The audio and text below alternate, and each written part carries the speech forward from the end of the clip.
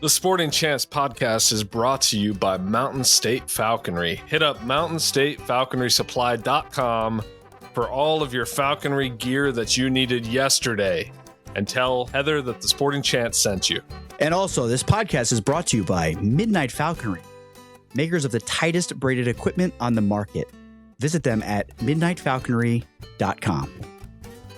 And also, ajourneywithredtails.com. Check out the new book by author Bob Glass, A Journey with Red Tails. Bob is an accomplished falconer, having successfully flown many species over many years. He is an authority on the subject. We can't recommend the book highly enough, A Journey with Red Tails by Bob Glass. And last but not least, shout out to our boy, Seth Roy at North Mountain Goshawks for the finest, exquisite hunting partners money can buy. Visit him at northmountaingoshawks.com. All right, check it out, guys. One more thing. This podcasting shit is expensive. Absolutely expensive. I'm in financial ruin. Casey, how is your finances? They are dwindling because of this endeavor. That is for sure. Our only hope at not being foreclosed and acting out alone by necessity with our goshawks is if you go to sportingchancepod.com and buy a t-shirt. We're begging you. All that is holy. Buy a shirt. Our lives depend on it.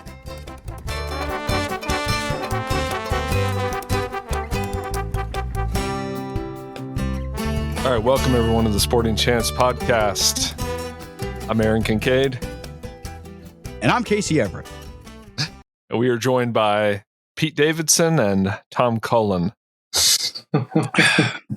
Shout out to Pete Davidson. Glad he's here. Glad he's part of the show. So my wife sent me a screenshot of one of the Instagram posts that Don Jr. posted, and it was Harrison, and they were like, I can't believe Pete Davidson was there. She circled it. And then on Facebook, somebody like independently was like, dude, you Pete Davidson looking motherfucker or something like that. I looped Jake in on it. He knew what was going on. Oh, really? Oh, yeah, he knew. Oh, it's spot on though, man. I never put that together. It's because I don't have any tattoos. If I had tattoos, you'd probably put it together a little quicker. All right, so we're recording this podcast on the heels of a big week for the Sporting Chance universe where Harrison Dalby, Casey Everett, and Tom Cullen were hanging out with RFK Jr. and Don Jr. I just put that together. They're both juniors. Wonder if they bonded over that. There was a lot of talk about juniors while we were there. They kept mentioning the two juniors. So we thought it would be prudent to have a little wrap-up conversation. Right, Casey? Yeah, I agree. I think it's good. Yeah, I think it was a cool thing that happened. Some controversy involved. It was a lot of fun. So I think we definitely should talk about it regardless. So Tom, how did the whole thing come about? Well, I mean, we talked about this on the episode that I was on, but normally at least once a year, maybe twice a year, we do a fundraising event for Bobby, exactly kind of this sort of thing. So I can't even remember how far back we had originally started talking about dates and when this was going to happen. So I think originally, it was going to be, normally it's for his Children's Health Defense Organization, fundraising for that. But obviously he was in the middle of a presidential campaign at the time. So it was a fundraiser for that. And then obviously things changed for him in the last few months. So very recently it included Donald Trump Jr. I think I actually found out about it from a friend of mine, a falconer, knows Bobby as well in this area, that sent me like a screenshot of like the advertising for it. That's how you were clued into it. No, they weren't letting us know. Well, it's like, dealing with him and his like people can be pretty chaotic at the best of times, and I think even now it's pretty crazy. So yeah, getting all the information from them, wasn't always the easiest, but found out about it. And then that actually made it a lot better for me, I'll be honest with you, because I just when it's a Bobby thing, I'm making money off of it because we're, catering the event and hosting it here. So we're like charging for that. But like some of these people are paying big bucks. I don't know if we want to exactly tell exactly. I mean, it was out public. there, so we can say, people were paying $50,000 a head to come do this thing. But, obviously it's to meet Bobby and at the last hour meet Donald Trump Jr. and experience, this falconry. So we just like basically quadrupled our prices on everything, and was That's what I'm talking about. They didn't blink for a second. So it was a happy event as far in my eyes. Yeah, it was great. It went off without a hitch, to be honest. Actually, I mean, this is the third one I've helped you out with, like been part of, and I appreciate the invite. But I think this one was probably like the best one that we did. Yeah, I mean, like, I think the venue, like, because it turned into a much bigger event, both as time was going on, and then especially when Don Jr. Is that how he goes by? Donald Jr. Don, yeah, Don Jr. When he kind of signed on, then more people were kind of like, I'd like to show up. So we had to move. Normally we do it actually at our house and property. We had to move it to an offsite venue to accommodate all the people, have a bigger, kind of better caterer for the event. So that was all like much better handled as far as having it in like one location where then we could then show off some of the stuff that we do with the birds and then move off to a different location. So Casey, how did you get involved? I mean, you've done these in the past, but tell us about that. It's this very amazing thing where I just got a simple invitation from Tom, and I said, "Sure, I'd love to be part of it." Well, thanks for the invite. Let's actually tell a story. So, I mean, I knew that there was a dude named NJ Falconry somewhere in New Jersey, just because I came across him on Instagram, and it was the videos of Karen, and then he had we met at a mutual friend of ours, Brian Bradley's wedding. And then he had just moved up into my area, into a town that I used to live in. So, you upgraded. I would say so, from northern New Jersey. Hell so yeah, rough. dude. Hell yeah. So, we just have been hanging out more and more often, seeing each other a lot more, hanging out, flying birds, doing all sorts of things, going to meets and stuff. Yeah, I invited Casey a few years ago because he had a goshawk that, was just something different from what we normally do with them. And, Bobby's always looking to see all sorts of different falconry, especially, things just catching things. And we can go into more about some of that stuff. But, so that's how me and Casey started doing these things together. Yeah, no, dude, and I just want to say publicly that I appreciate the invite. It's so fun. I mean, it is nerve-wracking and stuff, especially when I went from flying the same bird to two different of the events. That's like rock solid, made bird, has no problem with people, to getting a new bird that is sketchy, only caught forehead, and dude, it was just a perfect learning experience for the bird to do that. So yeah, man, thank you. And then that leads us to Harrison. Harrison, how did you get involved in this thing? How'd you weasel your way in? He called me 2.5 weeks beforehand, just begging me to come. Yeah, right, bro. We need a good goshawk. There's nobody else who can do it. Such a lie. I told him I would step up. Such a lie. But no, he called me. He's like, "How soon do you think you can get your bird down to weight, in shape, and killing in 2.5 weeks?" I was like, "I 100% do it." I didn't think I could do it because it was hot. It was like hot, like for 4 or 5 days. And then I was gone for another 4 days in Florida. So then it wasn't like, I didn't have a lot of time. Thankfully, I weighed her and I was already kind of ticking her down because I was shooting for like mid-October anyway. So she was only 140 grams overweight. That's not bad. So I got her down to weight and, got her killing beforehand and just got just enough cardio to like be able to put at least one head of game in the bag for this event. Short and sweet. I like it. What were you doing in Florida? We were doing that Halloween Horror Nights thing in Universal. Who were you there with? My girlfriend. Your girlfriend? You have a girlfriend? Yeah, sure do. Wow. Yeah. Dude, you're starting something. I'm wondering where this is going. I'm just messing. I'm just teasing you. Casey's I'm gone. just giving you a hard time. Yeah. I was wondering why he wasn't reacting. I know. I pissed him off so badly. He's going to start texting me in a bit. Did not say that. You know, something I've noticed about the goshawks is I don't know, I feel like they kind of hover around an approximate weight no matter how much you feed them. Maybe mine's just loaded down with parasites, but when people ask me when I'm ready to fly mine this year, and I'm like, I don't know. I feel like I could probably start now and have her ready in a week, easy. I would say that with especially a second year bird, there's just like kind of old muscle that's there that like it's hard to kind of burn through that, Right. And as you go through more and more intermewed birds as they get older, there's just like what they've just been putting on over the whole year is staying there. And they're only adding just little bits that you're feeding them, like while they're molting, and they're burning through so much energy that like at the end of this, like when you're ready to bring them out, it normally kind of sheds a lot quicker and a lot easier to where they need to be. And plus they're obviously being several seasons old. They're like, the routine and everything like that. So you can get away with maybe a little bit more. Yeah, I'm sorry about that. I've known with other birds, other species of birds, I've like Harris hawks, for instance, I feel like they'll put on like 400 grams of weight.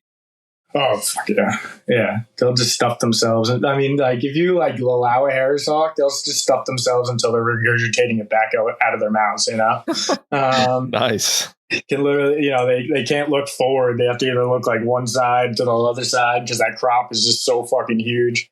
So yeah, they're gluttonous. Gerfalcons can be the same way. Like a gerfalcon will just like keep stuffing itself with food until it's just like it can't even close its mouth, and like it's just sitting there like trying to just keep forcing it in, and then eventually it'll either just regurgitate it back up again. I'm surprised your Siberians don't get that way too, just coming from the same sort of area. What do you think, Harrison? She would eat a lot, but I wouldn't give her so much to where it's, she's pretty big, so I could throw her like a whole quail in during the molt, and she'd eat all that in a sitting. I found that the Harris hawks and red tails will hold on to that quail a lot more. Like that weight just sticks to them for a long time. I would agree, but I mean, I'm feeding both like chicks and quail to them. So like definitely with chicks, they burn it off quicker than with quail. But that's probably just a richer meat, I would say. But that's just kind of my comparison of it. I went through the food this year, man. I resorted to, as soon as the season opened, I started trapping squirrels to feed birds. I cleaned my yard up. I've got like 9 big oak trees in my yard, so I just have this huge squirrel population, and I can't hunt here just because it just doesn't work. Anytime I've ever tried, it's been a failure. But so I'm like, man, I'll just trap them. I got a feeling they'll replenish themselves like every week or two. Yeah, I've been trapping a few here and there for this kind of same purposes. I'm not necessarily feeding birds, but kind of mess with the dogs with, like Harrison was doing. Okay, reach in there and grab them like I was doing. Yeah, I do it a little bit differently. I haven't done what you've done, but probably will at some point. But same thing, if I fly here, just the way my aviaries are, if I stick my hand up in the middle of the yard to like call a bird down, every bird on this property is going to try and fly into the wall of its aviary to try and come get that food that I have. So I can't fly birds where my aviaries are, and I don't think you really should either. I've run into issues just doing some training and stuff like that, where birds see other birds in windows and go crashing down into them trying to kill the other bird. Harrison knows all about that. Crashing down what? I never had birds latch up at the house. Not at the house, but out in the field. How are your lurches with taking bites? Like those rat bites? Do they suck it up?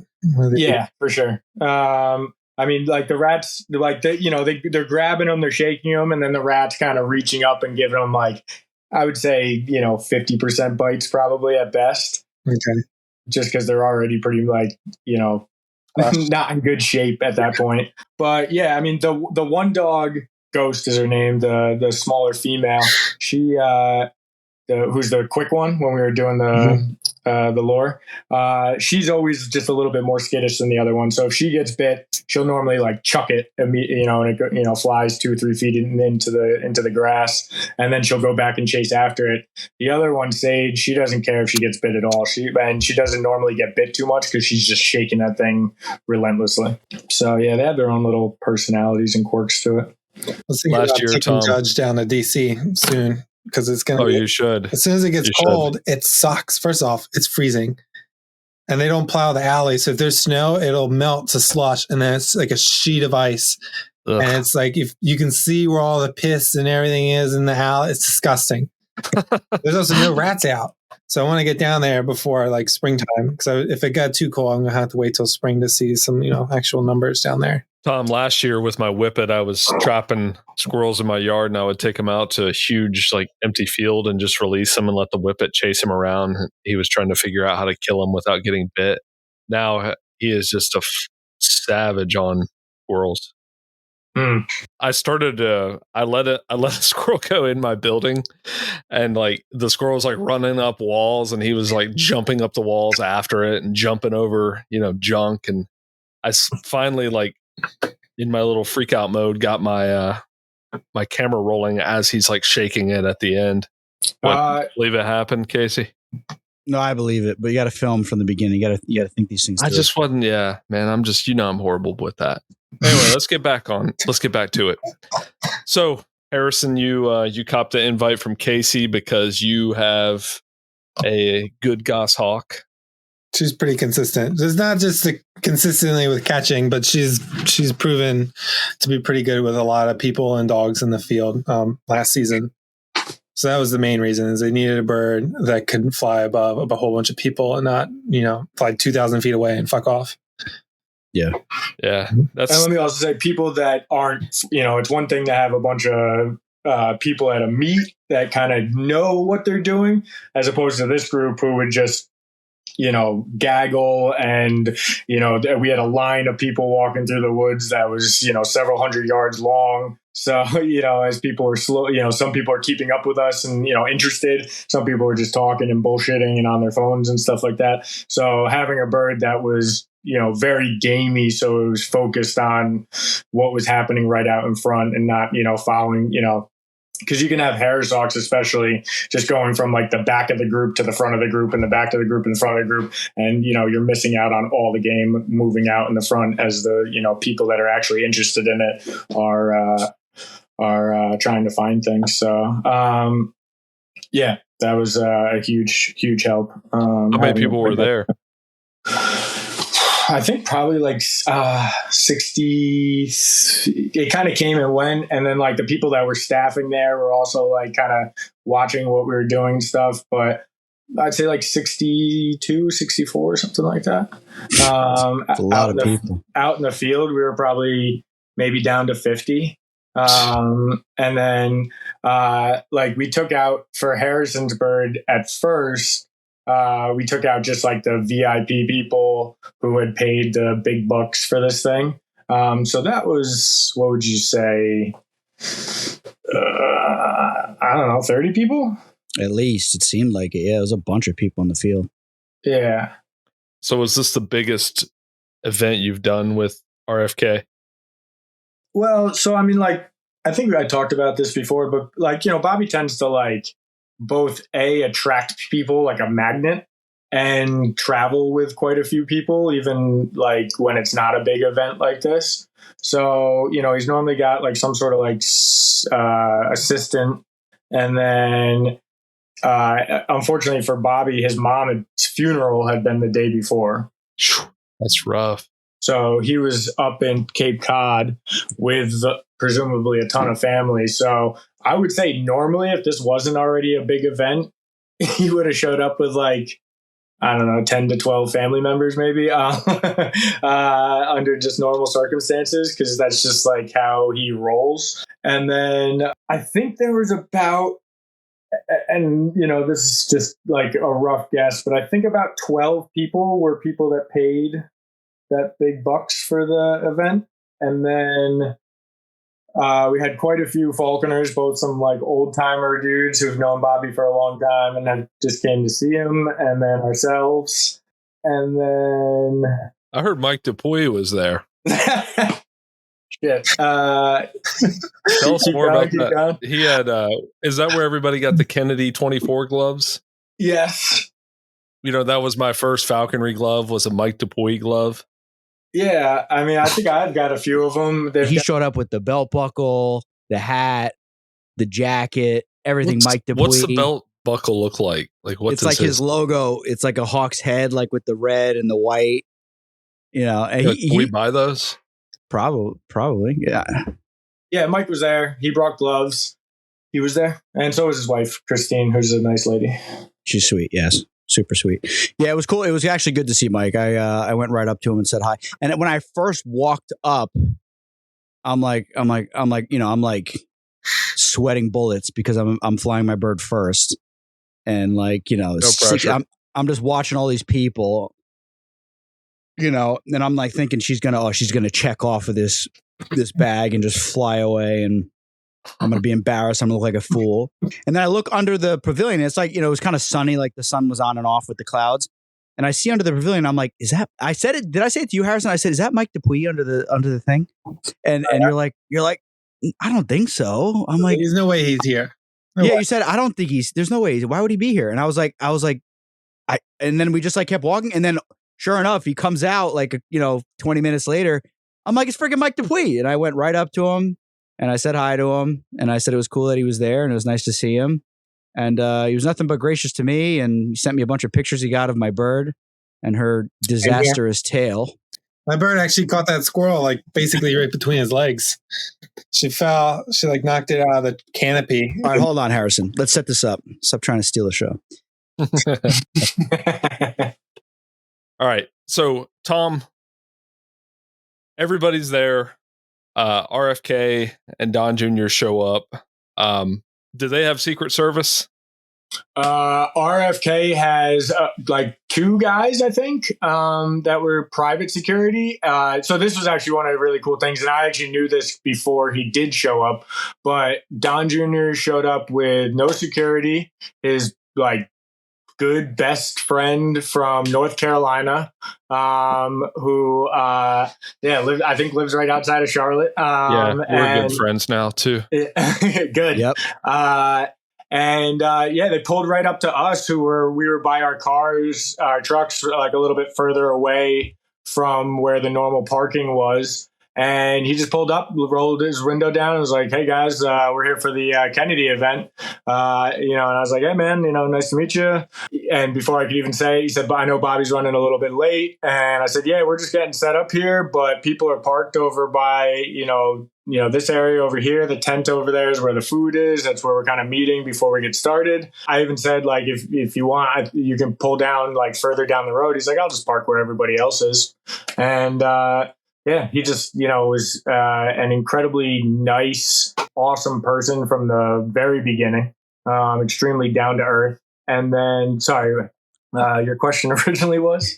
I asked if they had security. Up, no security. The people had been rolling in for a while. Like I said, we had like a tent out in the area where we go hunting, and we this farm has a little like venue that they do events at, mostly for like kids and stuff, but they have an event center there, bathrooms, everything like that. So we had it out there, and I brought some birds with me, and a couple other falconers had brought some birds with them. So we had perched them out around the tent, and people were taking pictures and enjoying themselves while having some of the food that we had. And then Bobby got things going, introduced me to Don Jr., and we started talking, and then everybody gathered around and we just started discussing birds and falconry, introduced kind of most of the people as far as falconers that were there so that people could ask us questions. And then we got Casey's bird and got started, and I'll let Casey take over from there. Okay. Yeah, before we get into that. Okay. Harrison, I want to, because Casey, and I do want to hear your take on Don Jr. But Harrison, having never done one of these before, what was your overall impression of RFK and Don Jr.? I didn't speak to him a whole lot. I was more worried about my bird. Was there like a 19-year-old girl there or something that he was more focused on? Nope. I have a happy relationship, Aaron. Nice try. But Casey, No, he was on his best behavior. I will say that. he was scared shitless, wasn't he? I was I would be too. I was horrific, scenarios each through my head. Somebody's going to show up with like a fur-lined parka, and they're just going to get rammed by my bird or something stupid like that. And it was just like, I'm going to cut her loose, and she's going to fly 2,000 feet away. I told Casey, I was like, that happens. Just pull the Harrises out, like she's dead. By the time I get her down, she's dead. And she does that, she's done. But she did it. Okay. No, she did great. So Casey, you're first up. You're flying your new bird. Yeah. Tell us about that. So I want to go back in time because it was just a quick funny story. And like Harrison's calling me. He's like, where are you guys? Where are you parked? How do I get in there? And he's like, there's some guy in the freaking road here. He won't move. He's in like this blacked out, bulletproof glass Escalade, all blacked out. And there was somebody like pulled up next to him and started like trying to wave and like stuff like that. And I see Harrison all the way across the field on the gravel road. I'm like, he's like, who is this guy? I'm gonna beep. I'm like, dude, that's Don Jr. I think, if I'm not mistaken. Don't beep, just be nice. So he goes around and he comes in, and it was good. And then I'll just one thing I'm gonna say before I go in, and I'm long winded. Everybody on this that listens to the show knows I'm freaking long winded. But Tom is just I have to say it. Tom is so eloquent and so flawless, like under pressure. Like I was like, I'm sitting there and I got like this, like the butterflies in my stomach the whole time. No one even cares about me. No one's even looking at me. And I'm nervous.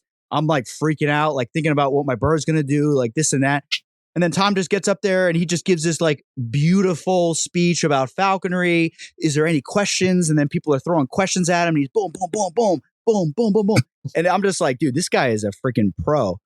So then he looks, after that, this and literally, that. Right? Literally, literally a pro, like just flawless.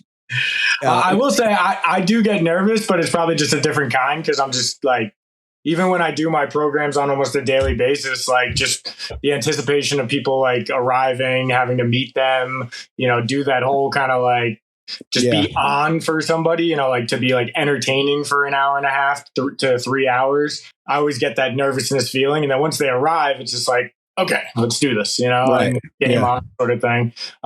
So definitely still get it. But please keep going. Yeah, no. Yeah, I completely get that. And even like, I like UFC and stuff. And even some of those UFC fighters that just destroy everybody. Like they'll even talk about in interviews that they're like super nervous before they walk out there.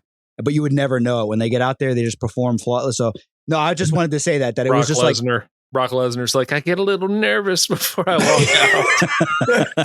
Brock Lesnar's a fan of the show, so just be nice. He is. I can't wait to have him on. He's going to come on. Actually, there is a chance. He's a big hunter, right? Huge hunter. So he's right up our alley. There is a chance. I have an in through a back channel so that we could possibly get him on if we can get a hold of him. But so then Tom looks at me. I'm like, should I go? He's like, yeah, go run across the parking lot, start getting your bird ready. I'm like, oh my God. I'm like, all right. So then I run over there. I'm like pacing around, like Harrison's with me. Like, he was like massaging my shoulders, like getting me all ready. And then we set out the baggies. They were obviously baggies. Okay. So very controversial, by the way. Apparently very controversial to have, at a very high profile event to have baggies because, God forbid, like obviously we could go out if it was just Don Jr. and RFK, like we could go hunting, like they'd be into it. If we didn't catch anything or we didn't see much, it'd be like, all right, whatever, it's hunting. They get it. But when you have people that are paying $50,000 to be there, like we're cutting bags loose, bro, and they're flying out in the open, and my bird's chasing them down and catching them. Like we're not leaving stuff to chance. So we had a couple baggies. We had one bag in a launcher, and then we had a backup, some redundancy in another launcher. And then we had everybody gather. Tom gave another beautiful speech, talked about the bird. I answered some questions. And one thing I will say is that when everybody's staring at you and you're standing with the bird, I was nervous. But then as soon as, like, I'm sure falconers could probably relate to this. As soon as Tom's shaking his head, as soon as that bird is on your glove, man, I'm like, this is my safe place. This is my comfort zone. I feel really safe and calm here. And I was able to answer some questions. Nobody's looking at you. They're looking at the bird. Yeah, they're looking at the bird, and it's just like something that I'm like I live for. So it was easy to kind of, respond to questions and talk and listen to Tom was like roasting me, like low key roasting me. He's like, Casey's gonna, when the bird chases, you're gonna see Casey's gonna try his best to keep up with the bird. And then Don, my stupid bird, was screaming in the video, but Don goes, that's the whole reason why I'm here to watch Casey try to keep up with his bird. It was so funny. Like it was just a great time, like real good energy the whole time. So we had a tiny patch of woods with some brush in it. I went through there with the dogs and did some some beating and like acting like we're trying to find something while everybody stood on the opposite side of the woodlot where they're supposed to go to the other side of the woodlot. So Harrison was with me beating brush. So then I had to kind of whisper to Harrison, go try to get them to move. So then he ran over to Tom. Tom's like, hey, let's walk and get a better angle. So then everybody starts walking around. And then as soon as everybody was like right in a good spot to see it, cut the bag loose. Well, tried to cut the bag loose. We had a little technical failure, which was fine. Yes. Tom ran in there, starts pretending to beat brush, and then just reaches down and goes, click. Hen pheasant pops out, flies beautifully across the field. Bird flies through the trees, out behind her, caught it on the wing. I didn't see the flight, but I was told she caught it in the air. You can see it in a little bit of one of your videos, but flew out. We were on a little bit of a rise compared to the farm fields that were a little bit lower than where we were. Yeah. So flew out through the trees, went down, to basically cutting the angle as the pheasant was kind of crossing to where maybe. And the way that these fields are, some of them are large, some of them are small, but they're all ditched out for aggregation. So, you might have one field right there that's corn, and then the next field right next to it will be something else. And one field was, I don't even know what you call that, maybe like dead sunflowers? Probably a subsidy from the government to put a cover crop to maybe stimulate some sort of all the dirt down and everything. Wildlife and stuff. Mind you, me and Tom were there the night before. So this was like I'm doing bags with my bird. I'm flying all week long for the last 2 weeks. I'm inviting random people I know to come to the field with me, act obnoxious, beat brush, be annoying. Let's see how the bird reacts. This was like I'm trying to get this bird to make sure that she's going to do well. So me and Tom went there the night before, and Tom's like, what if we launch it here? I'm like, well, maybe we can launch it here. What about there? So then we agreed that, all right, let's launch it this way so that when it flies, it's not just going to put right into something thick. It will give us a nice flight. So we launched it that way. The only thing, Tom, that I regret is that we should have had everybody walk down on that lower road, because essentially the pheasant would have flown right over their heads. Over the top of them. Yeah, because some people would have saw everything. A little bit more of the chicanery, yeah. Yeah, but you're right. So it was most people that were there that have any hunting background experience knew that it was kind of like exactly, yeah. They knew it was like a setup kind of thing, which they all understood, and they were like, whatever. And like me as a falconer, a game hawker, like I'm like, whatever. Like we're catching a bag. This is perfect for my bird. I don't have any regrets about it, like at all. It's still fun to watch. Yeah. Or like she almost put it out and she turned and gave it a little more effort and got it right before it hit that cover. That's fun. Yeah. So, ahead, I mean, we'll get to more of this later, but we did go out and did real legitimate hunting. We just wanted to make sure that we were at where the venue was a perfect location with these big, flat, open fields where basically if we got people standing in the right spot, everybody was going to be able to see this bird take off and take something out of the air, Yeah. And that's the way we wanted to just kick it off. And from that point onwards, just kind of keep them interested and engaged until they were ready to leave. Exactly. Especially for what they're paying for. Like, show up, be kind, check out these birds, eat good food, and then bing, bang, boom, we're off doing, different hunting so you can see what we're up to. Exactly. Yeah. So that was the thing. We got, I don't know if Aaron, if you want to get into the criticism. Yeah, I was going to add, Go ahead. Just noticed really quickly people being negative about it. And I even saw from other falconers. Always other falconers, Aaron. You know this. Well, no. I even saw from other falconers vaguely referencing somebody taking pictures with a baggie. Yeah. Yeah. That was something different entirely, I believe. Huh? What's that? Said falconer, and it was somebody else. I'm pretty sure. Okay. It wasn't related to the event. Regardless, it's like, I don't know. It's awfully coincidental that it happened just as soon as this. But never mind the fact that Casey's picture was with Don Jr. Right. Well, that's gonna bring controversy regardless, which is fine. Yeah, and I even put it in the comments. When people were giving me shit about it, and I said if I got a call, and I was messaging a guy, friend of the show, he's listening right now. And we were talking back and forth. He said, listen, I don't like the Trumps at all. I'm not voting for him. And this is a badass falconer. He's a really good falconer. We've referenced him on the show, but I'm not going to put him on blast. He said, I'm not voting for him, this and that. But, what you did, getting those guys out in the field, having them show an interest in falconry is pretty cool. And then he asked me, if Tim Waltz wanted to go out on pheasant opener, would you take him? And I said, and just so those that don't know, because most of the country doesn't know, Tim Waltz is Kamala Harris's running mate. I said, 1,000% I would take Tim Waltz. I'll take Hillary Clinton out. If they want to go fly birds, I am here to fly birds with whoever, whenever, and who wants to. So, well, I'm not, and I have to say this, Aaron. It's a baggie. Like, I'm not proud that I caught a baggie. You look awfully proud in the picture. Well, I'm a prideful man, and I'm working on it. Okay. No, Junior, look what my bird did. It was a baggie. It was very clearly a baggie. But let me just jump in. Go ahead. Jump in. Anybody in this situation would be sitting there with a big fucking smile on their face because literally you grab your bird after having grabbed it as it's hitting that brush. Grabs it, I would say, basically 6 feet off the ground as it's making its way into that brush.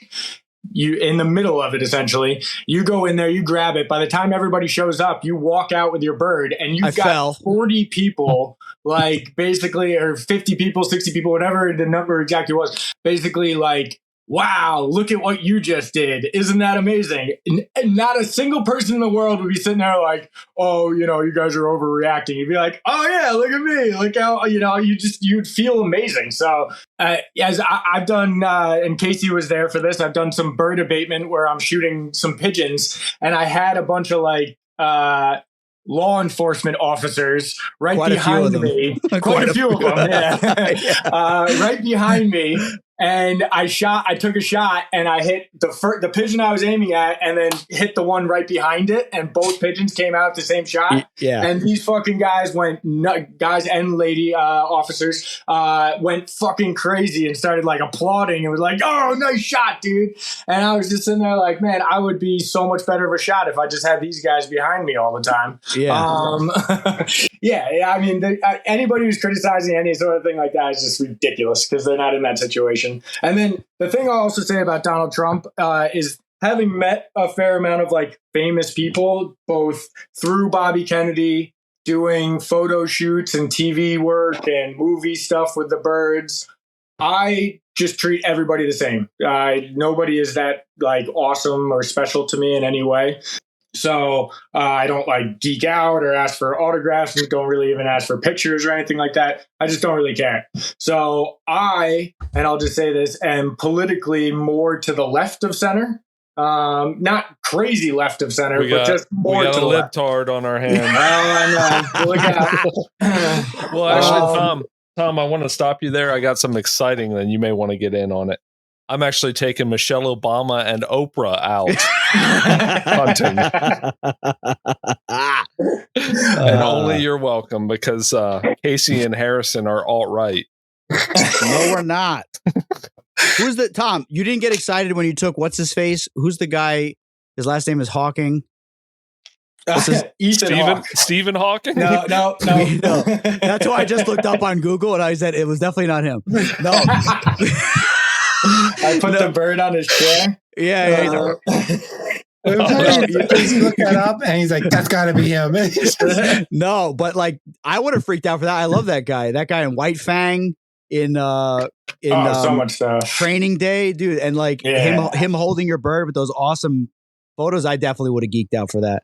But So I rudely interrupted you. Extremely nice dude. We walked into it was in a studio in Brooklyn, and we walked in, and I think he was the second person to greet us, and walked right up to says, "Hey, my name's Ethan. We just ordered some food. Can we get you guys anything?" Turned to his assistant, was like, "Hey, let's get them the menu so they can check it out." And then, he's like, "Hey, just get yourself settled, and whenever you're ready, I'd love to check out this bird." And he had specifically requested doing a photo shoot with a hawk, and I was like, I have this hawk eagle, and it's going to look a lot sweeter as far as size-wise goes, like as opposed to like if I had an auger buzzard or something there. So, we brought that in, and it did great. They wanted to do some shots out on like the rooftops of these buildings that we were at in Brooklyn, was like the skyline behind, but it was like gusting at like 45 miles per hour. And if you guys see this African hawk eagle, its wings are like big kites. All it had to do was open up its wings and that dude not do what he's supposed to, or something just bad happened. I've had birds bait even though they're tied to the ring of the glove. And the way people like open up their hands and freak out, the glove just get pulled right off their hand. Oh my God. Imagine that. Jeez. So, yes, I can imagine it. That's why I don't allow it to happen. So we just kept it inside for that. But yeah, super, super nice guy. I met others that aren't as cool. It actually depends on what their profession is, I would say. Musicians are huge diva, like kind of assholes, I'd say. Right. Done music videos. They're like ridiculous. Yeah. And then like models, just straight up like, that's all they do. They're the chillest fucking people in the world. You just tell them like, hey, this is how you hold the bird. This is what you have to do. And they'll just like soak it up and do exactly. What do you think about that? Harrison just how do I get the invite on those gigs? I gotta get guys around. Get yourself some exotic birds, Harrison. You'll have some fun. Yeah. So to Tom's point, it's not that I was prideful of catching a bag. I was just ecstatic that my bird flew nicely. She set her wings for a little while, which pissed me off, but she flew nicely. She caught the pheasant midair. Most of the people saw it, took it to the ground, held on to it. Because the one year the other bird didn't hold on to it. And then made in, picked her up, tripped on my way out. I think only Harrison saw that, right? Harrison, did you see that? You tripped on your way in as well. I went through mud that was up to my knees in that culvert. He jumped across and immediately just sunk into the ground. It was the best. Yeah. Pretty sure Don Jr. saw it too and thought you were a big loser for it. I bet he did. It's going to ruin my night. No, so then I'm like walking out. I'm like in a trance, like just pure like adrenaline. I climbed. Everyone's standing there watching me. I got RFK, Don Jr. Everyone's standing there watching me. I'm going down this. How high would you say that was, Harrison? Like 8 foot down into this ditch that's like just filled with mud. I'm like trying to get across it. I'm falling. Everyone's staring at me. I get up there. I put her on the ground. She starts plucking. I start giving the speech. Can I just jump into? Go ahead, Tom. You were saying that I speak well. I thought you did an awesome job. I know it's not normally what you do, doing like education programs and stuff. For a filthy plumber. Listen, I got to sell jobs that are tens of thousands of dollars. I got to schmooze these people, bro. Yeah, no, you have it down, and you certainly you had just everything was very, very well handled on your end when you're in front of everybody, entertaining everybody. Thanks, Tom. So in comparison to me and Harrison, who did a better job? Dude, I was coming. in terms of our eloquence and the way we represented and spoke to the audience. No, in terms of birds that caught wild, what are you, John Munier right now? Like I said, but anyway. Anyway. Shout out John Munier. Different locations, different birds, different situations. No, we'll get into that because that was the coolest part of the whole event, to be honest, Tom, is that so my bird caught the bag. And this is the thing, like as a goshawk like geek and nerd, that's what got me excited was the fact that people could see a goshawk cut loose, open up, and just turn it on and catch this bird that was hauling ass across his field, and then pluck and trade off, and like the whole thing went. And she traded off beautifully. I was waiting for her to like do some stupid shit, and I was gonna, she jumped right off onto the lure. Boom! I held it up. I said, "Now this goes in my bag." I gave the whole speech, like made everybody, because you could tell, Tom, right, that a couple of the people were like, kind of like a little weird about it, and they're asking, well, like, what's the point? Like, why? And I said, well, no, now this goes in my bag. The bird gets her reward. She's happy. She caught her game. She relieved that natural predatory urge inside of her. Like I gave them a good speech. I thought, and then it was awesome to see. Like, and then we went into the woods, into the thick forest with Harrison's bird. First of all, my bird was a juvenile, and our birds are very similar in their genetics. Excuses. No. You guys see, like Harrison. You guys always think I'm in a competition. Harrison's, dude. When I started running across that dirt trail to try to get to the bird, Harrison was like doing everything in his power to try to beat me to get there. I'm like, in my pocket. I'm surprised he didn't try and kick your legs out just to trip you on. Dude, that's like he's constantly trying to compete. In the video, he almost went down. I did almost go down, dude. I freaking because I heard Don Jr. going, "Run, Forrest," and I was like, I'm like, yes, sir. I'm like, I'm running. No, dude, I don't care what anybody says. Don is a hilarious guy, man. He was just having good. Tom, like we said, Tom is left, center to the left, and like Tom, you can't like that guy was funny, man. We had a good time with that guy. I went into it like I'm not bringing my politics to this. This is just like, and like I said, I do this sort of thing professionally, so I meet lots of different people.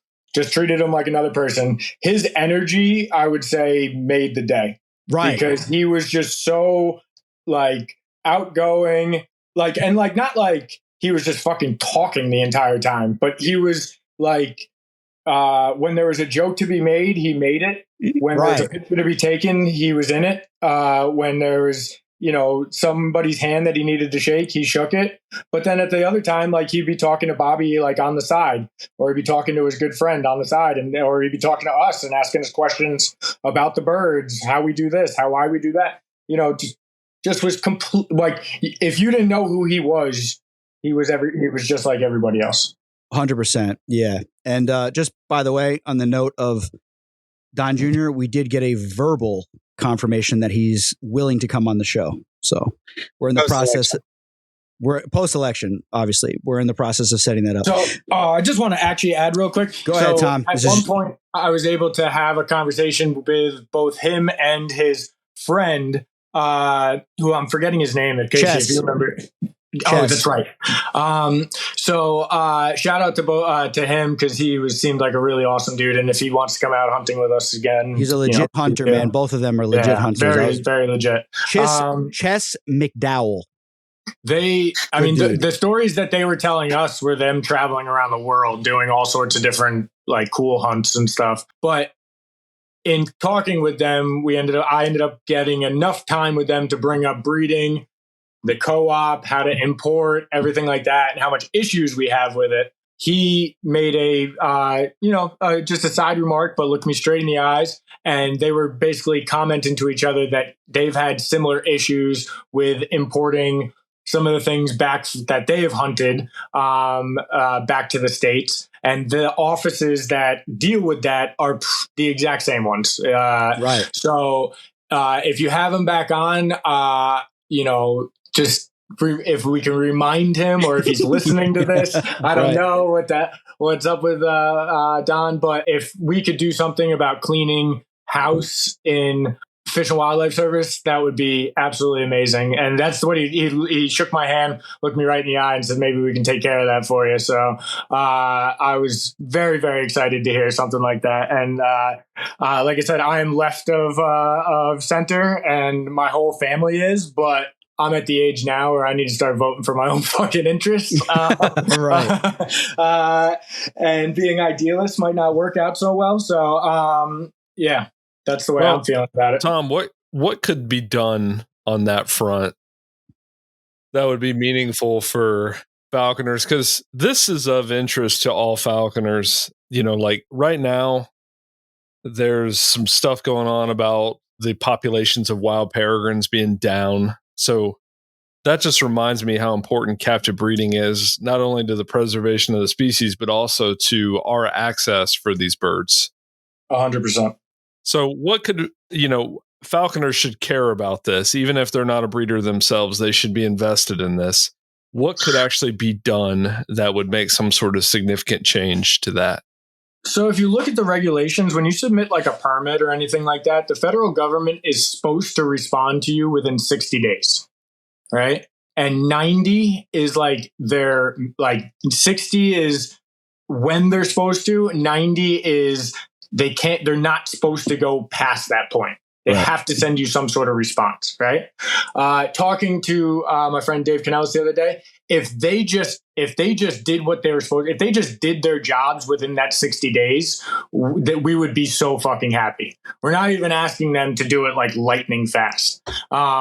So that's where we're at. They're just completely derelict and dysfunctional, I would say, as far as passing paperwork and things from office to office and just getting the signatures that need to be signed through. They also, and personally, this is my personal opinion that a lot of breeders share, is that if you listen to RFK, he talks about agency capture, different agencies captured by certain interests that have lots of money that put it towards certain things. Right. U.S. Fish and Wildlife Service, in my opinion, is captured by, and like I said, most people agree, by animal rights groups. And I can kind of, if we wanted to go into it, explain how they kind of go about doing that. But let's do it. Let's go into it. All right. So if you guys are a great example of this. So you have hunters, trappers, falconers, different types of hunters, upland game, people, white-tailed deer, elk hunters. We have a huge spectrum of people, right? Money gets dumped into it to all these different organizations, but what our message is as falconers is different than the trapper's message and the hunters and this hunter's message and that hunter's message. So it doesn't have like a central focus point. The way that like a group like PETA or animal, like humane societies and stuff like that, they're just like, they have one sentence. Right. And that is their selling point, and that is their ethos that they go about it. So something like PETA is every animal should be free. Doesn't matter what we're talking about, doesn't matter the context, and they just use their money to hire lawyers and to influence those agencies through lobbying and through lawsuits to steer them in the directions that they want them to go. And we as hunters are so spread out in so many different directions that we can't focus the way that these organizations can. That's good. So, not Sporting Chance listeners, we're all unified. I'm sure. No, but that's what we harp on in this show, is that we all have to stand together as one united front to protect each other's right to hunt in the way that we do in a legal fashion. And it's like you said, Tom, it's like you got the Elk Hunter Society, the Upland Bird Society, and they're all doing their own thing. I think we need to have like a Hunters Alliance Society that just does the same thing that PETA does, just in opposition to them, pushing back.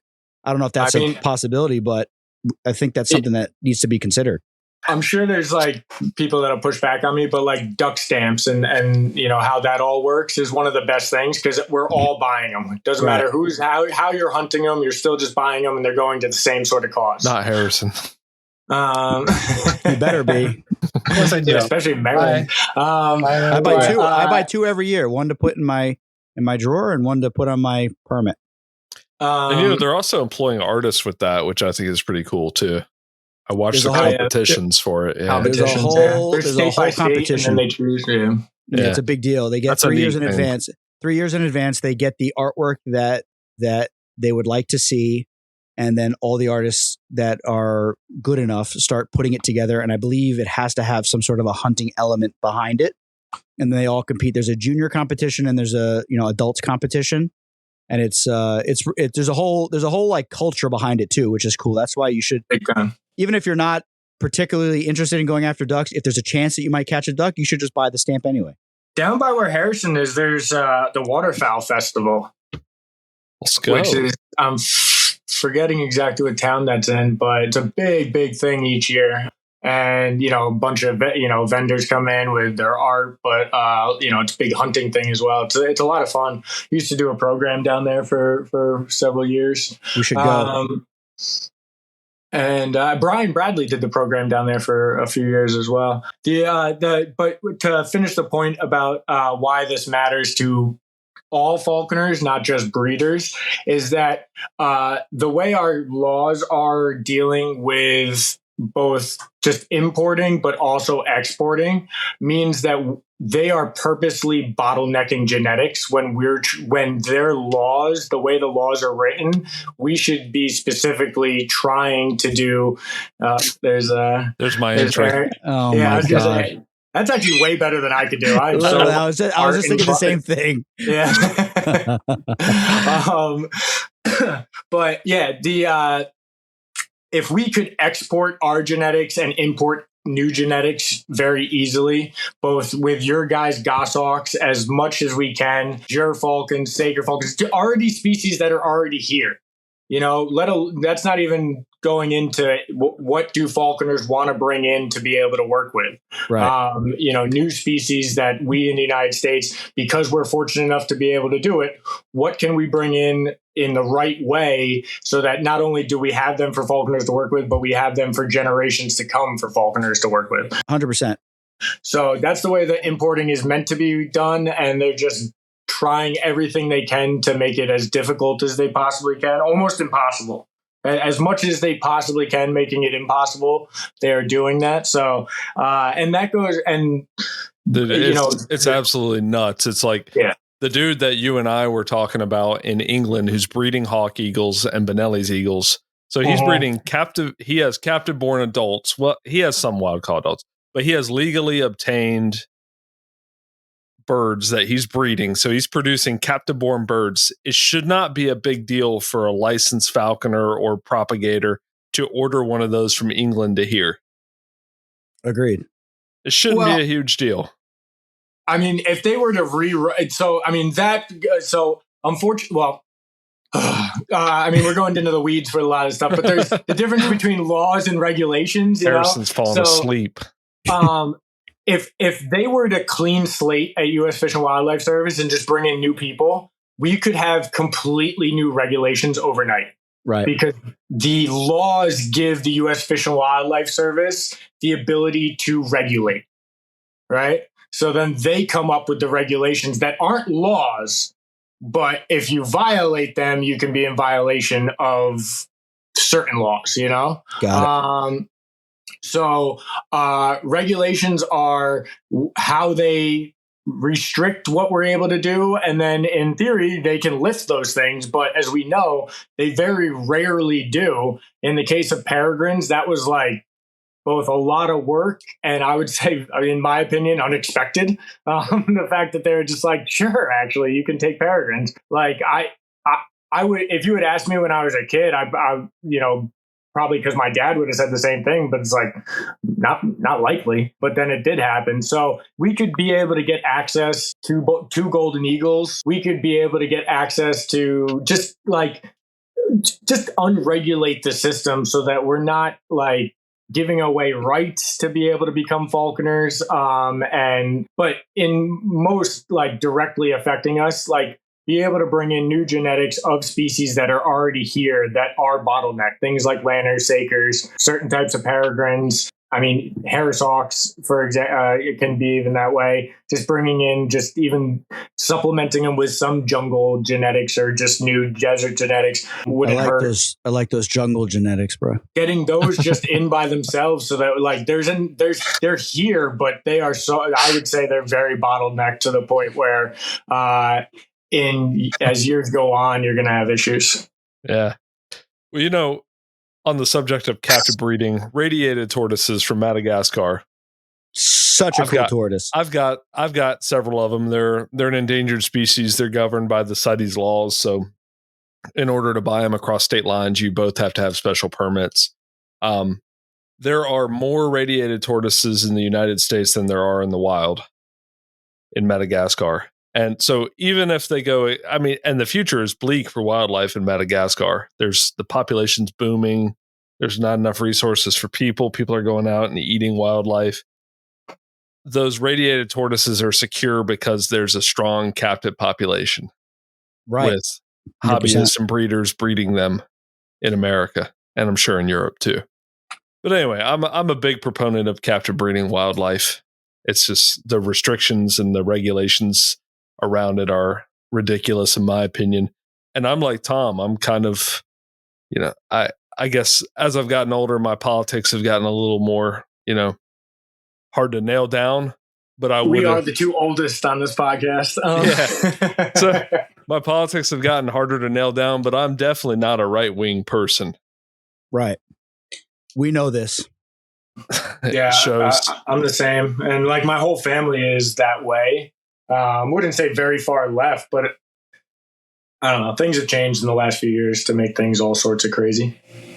Well, I saw a meme one time that was like, if you keep going left, you eventually get your guns back. You know that? Well, I don't know if you spend any time. I was listening to your guys' podcast, the New England Naturals. Oh, he's great. Jake and Riley, they're awesome. I mean, they were very impressive to listen to, extremely articulate and everything. But we have a saying where we are here that the further north you go, the further south you're getting. Because you get up into those areas, it's right back to being down into the deep, deep south. Yeah. All right, so let's get back on track. That was great, Tom. Thank you, Tom. But Aaron, take it away. Yeah. So we got on that because you guys were talking about your experience with Don Jr. Casey and Harrison are alt-right. Tom is left of center. No, I'm not. Notice Harrison didn't object to that. Harrison is a child. He doesn't need to care about this stuff. So, but imagine that you don't agree completely with somebody politically, but you still enjoy their company and you have a good God time forbid. with them. Wow, that's a crazy concept, isn't so it? Crazy. We could all be friends and still have slightly different views in politics. Oh, speaking of alt-right. Speaking of the most right-leaning person in this podcast, my wife just put her head in the front. So go figure, from South America. This is a little side story, and there's not much to say about this, but my first ever Harris Hawk, Don Jr. hunted with her one time. Have I told you guys that? You didn't mention it. Yeah. You probably forgot it. So just kidding. No, it wasn't with me. If it was with me, he would have remembered. Hell yeah. Because it would have been such a shit show. No. Yeah, so I bought a hand-me-down beach ball Harris Hawk that was bouncing around like a beach ball at a Nickelback concert, and her original owner took Don Jr. hunting with Harris Hawks, and go figure. Was this somewhere out west? Kentucky. Ah, okay. Yeah, interesting. He was up there for some other hunt, and somebody mentioned that this guy being a falconer, and he said something. My understanding is he said he'd like to see it. So the guy took him out, and I don't think they saw anything. But yeah, that's one thing. I'm just going to clear. When I spoke, so I had the opportunity after my bird killed. He sat next to me, and we were able to talk. And after I traded off and got the bird back in the glove, and she was cropped up or whatever, we talked for like 20 minutes. And he was like, I mean, this guy is a fanatical hunter, and I mean, he was just talking about how much he respects trappers, how much he is fascinated by other means of take, and he loves to learn the different methods and you know what I mean? And like, I'm right leaning, whatever, but like, I'd rather have somebody like that close to the president that can help to kind of push him maybe, or at least give insight. At least we can hope and that he'll give the insight with our rights in mind. So that was cool to hear him talk about that. He was like, trappers are like the unsung heroes of our hunting industry. And I was like, holy shit. I'm like, I was not expecting him to say that, and I think that I feel the same way. But all right. So then after my bird caught the pheasant, which I'm so proud of because it was like the most crowning accomplishment in my life, catching a baggy pheasant.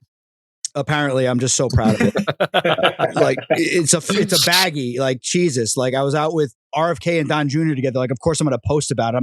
I'm not proud that it was a baggie. I'm proud that the bird performed in front of multiple people, caught a bird on the wing in front of everybody. I'm happy that my bird performed and did well and she got a good experience. That's the pride behind it. But then we all got back in our cars and Tom's eating, but so then we all caravanned, which was pretty fun. And we drove to another location, with, and Harrison was up next. And Harrison, do you want to talk us through how that went, what you were feeling? Be honest. Don't try to be all, Don't try and be cool. Don't try to be cool, bro. Yeah, the pressure sucked. Everybody's like, man, it's so cool you got to do this. I'm like, it wasn't that fun. Like afterwards, after she caught, I was all happy and I could kind of enjoy it then. Beforehand, it sucked. Night before, it sucked. Because I couldn't catch anything. I wasn't finding game. I was like giving slips, but they were sucky slips. I wasn't catching anything. I wanted her to have like a kill before this. So that way, she's coming into this as confident as possible. But we all pulled up. I parked next to Tom. I think RFK. Or Don? One of the two. Pulled up behind us. I pulled the bird out. I put the GPS on. I pull her out, and her head slicked back, and she's like, "Oh no!" I remember. Popping out her head. She's sitting there chittering, and I'm like, "Fuck!" I look at Tom, and I'm like, "Dude, I'm gonna embarrass him so badly right now." I was like, "This is gonna be good." After she baited and chittered a couple times, oh, that's right. I said, "That's just what you want to hear." That's perfect. Oh, you were loving it, weren't you, Casey? I wanted. Listen, I invited the kid, so if he did shit like Harrison even whispered in my ear, he goes, "My shit falls on your boots," just so you know. Right? You did say that to me, right? I did. Yeah. But no, I was like, please don't do good, please. But no, I was like, we're still waiting for people to come up. I'm like, I'm not gonna just keep her out to where she's just getting worse and worse. So I put her away, and then everybody else got there, and Tom was like, "We're ready to go." So I pulled her out, and she was still like, heads looked back, eyes popping out of her head. But I brought a rabbit carcass with me, a frozen carcass, and I threw it out in front of her, and she was immediately just on it, like trying to go for it. I did that a couple of times. I was like, all right, I'll just keep her on the fist until we get something moving, and we should 100% be fine. And get into the woods, and I thought I saw something out of the corner of my eye, and she shot off the glove like she saw something too. I have no idea what it was. It could have been like a chipmunk or something. But we threw her up in the tree, and then she flew up. She flew up pretty high the first time. And then the second time, when she moved up further to where we were, like me and Casey and the dogs were like trying to get brush going, she was, 70 feet up in this tree. Yeah. She moved up, and she got up high, probably because of the giant herd of people that were below her. So she's trying to like. How many people do you think were there? What? How many people do you think were there? What Tom say in the 50s? It was a lot of people. It was way more than like the Jersey meet. We had 15 people and 12 dachshunds under her. Bro, I hate hunting with that many people with just like a red tail or a Harris hawk. Yeah, let alone a goshawk. It's a big ask of a bird. It's a really big ask. So we got her loose, and then we got one of the dogs, probably Ginger, got a rabbit running, and she moved over. Thank you. And she chased it. So the walking trail goes down this hillside, and there's like, I'm trying to paint the picture. We're hunting on the hillside, and everybody's kind of looking up at us. And me and Casey, like, we're all hands on deck. We're pulling vines. We're running through briars. The bird, what happened was me and Harrison were like trying with all of our might to like get something to move. We were like any little tiny patch of brush, we were putting the dogs in it. We were calling them up. Some people were getting involved. They were kind of walking up the hill. So basically the way it was kind of like a little hill, not really too steep, but we went up and then it levels out and then it goes into a field, one of Tom's fields. And so people were on the walking trail below us, and some people would come up and kind of watch. And then the bird, like, she was up high and there's still leaves on the trees, pretty much. So it was kind of a little bit of a rough scenario, but Harrison was up ahead because she moved up, like she saw something. So Harrison went up ahead. Dogs are in between us. And the bird like did like this little weird, and I kind of saw it through the trees, like this little weird little like towards this tree. And I started yelling Harrison's name, and I'm like, I think there's a squirrel in this tree. And then Harrison comes over, and me and him just like went to town on this tree with the vines. Like we were just hammering the vines, and then Harrison, take it away.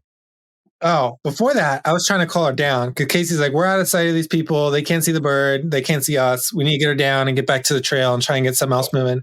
I'm throwing this carcass up in the air, trying to get this bird to come to me. She's not even looking at me. Back to time.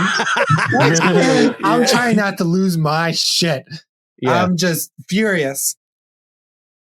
And then it's because she's looking at that squirrel. So she's sitting there staring at the squirrel, and it finally ran.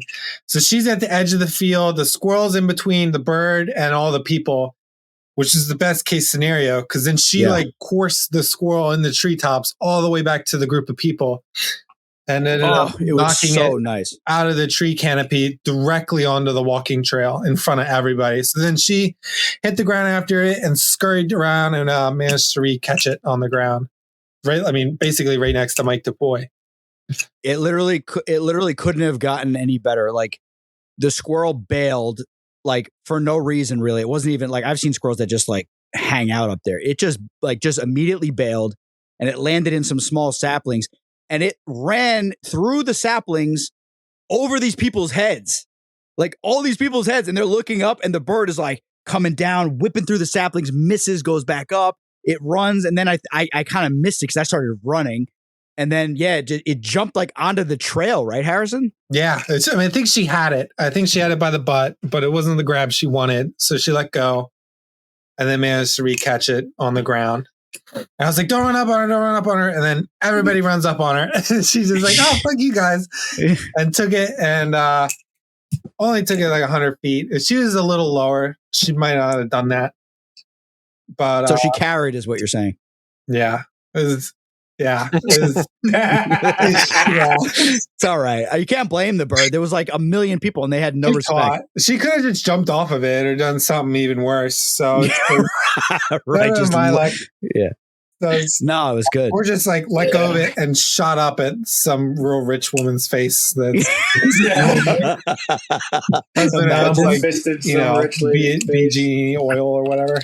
Yeah, no, it was Harrison. It was great, and it was perfect because then they saw a goshawk in the forest, an adult bird. So it was like they got to see the juvenile, then the adult in a different scenario, what they could do in that tight environment, hunting out of the tree versus hunting out with the fist. Correct. Yeah, and I mean the flight you could not set up a better slip for a group of people. Like the flight was over their heads, like literally over their heads, and they're looking straight up. And of course, Tom, by the way, we got to get my buddy next time with he's like a bird of prey photographer. He's the trapper kid. He's so good. Because I asked every photographer that was there, did you get any of that? And they're like, oh, it just happened so quick. I'm like, oh my God. Like the squirrel was literally above their heads running through the trees and the bird is... No, they're not geared. I mean, you can't blame them. They're not geared up for that. They don't know what they're looking for. It's hard. I get people who come do our programs that are photographers that just try and practice, just having me come like call the bird down and then just practice where it goes. And, you really need to know birds to know their flight patterns and what they're going to do at certain times. They like to go low and come up high and stuff. So it definitely takes a lot of skill to get them, like on the move. Yeah. So then Harrison retrieved the bird off, and by the time I got to her, when she carried this squirrel, I don't know, 100 feet, she didn't go that far, just enough to get away from the all the people. The squirrel was like dead. She sunk that rear helix right through its eye, and it was off. It was dead by the time I got there. Helix. Is that what it's called? Alex. Isn't that a mattress? It's funny in a truck in Europe. It was already dead. I traded her off because you guys are like, carry her up here with it. I'm like, I'm not doing that because she's gonna hang. She's not going. She never wants to just balance on it. She wants to take it to the ground and stay with it there. So traded her off and just traded off flawlessly. Just threw a tidbit there and she just stepped right off. So then pocketed it, clipped her up, and walked up. And then, we took pictures with the squirrel and the bird. And everybody wanted to see a head in the back. And they're like, pull it out. They were all into it. They seemed very happy with it. I saw the picture of RFK holding the squirrel. I was like, here, take it. He took it right away. I was like, you can see him take it. He's like, I'm going to take this home and cook it. Yeah. Well, I think when it was my episode, like a week later, the bear story came out. Of course. Yeah, we don't have to say any more about that, but well, let me say something about that. We don't need to, but let me. So with all of that stuff that he's been knocked for, as people have said, allegedly he took a whale skull that he found on the beach, and then the whole bear story. Like, these are all things that falconers could potentially do any given day, right? I will neither confirm or deny that, Aaron. But what I will say is that it's just what you guys talk about on your podcast. People just being so disconnected from nature and just the outdoors in general, that they think they're all, and it's the media is so East Coast or West Coast that I'm sure if we turned on the TV and wherever, Iowa or you name some more rural area, if they even reported the story, it was probably like, oh, look at this guy who's more of a hunter and stuff like that. Whereas most of the big attention that he gets is all people like, what a crazy guy this guy is for trying to harvest a bear that was already dead, I remember the first dead bear I ever saw was beside the road on the way to not Myrtle Beach, the Outer Banks, which, as I've said before on the podcast, that area is loaded with bears. I see this dead bear beside the road with my friends. I'm thinking to myself, like, I think I need to saw this bear's head off. I need to get my pliers and get some teeth from this thing, like something like that. The first bear I came across was the paws and the feet, and the teeth. Sorry. Those are the first things I wanted. Obviously, I ended up leaving it alone, and then on the way back, we saw a biologist was there, like, documenting everything.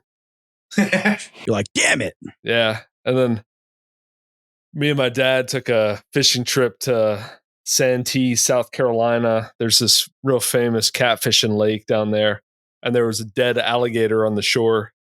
And the boat captain was like, you want to pull up and grab you a tooth? And I was like, hell yeah, I do. My dad was like, no, absolutely not. Nope. Man. Yeah, totally. I'm totally, I can imagine doing any of those things, though I haven't.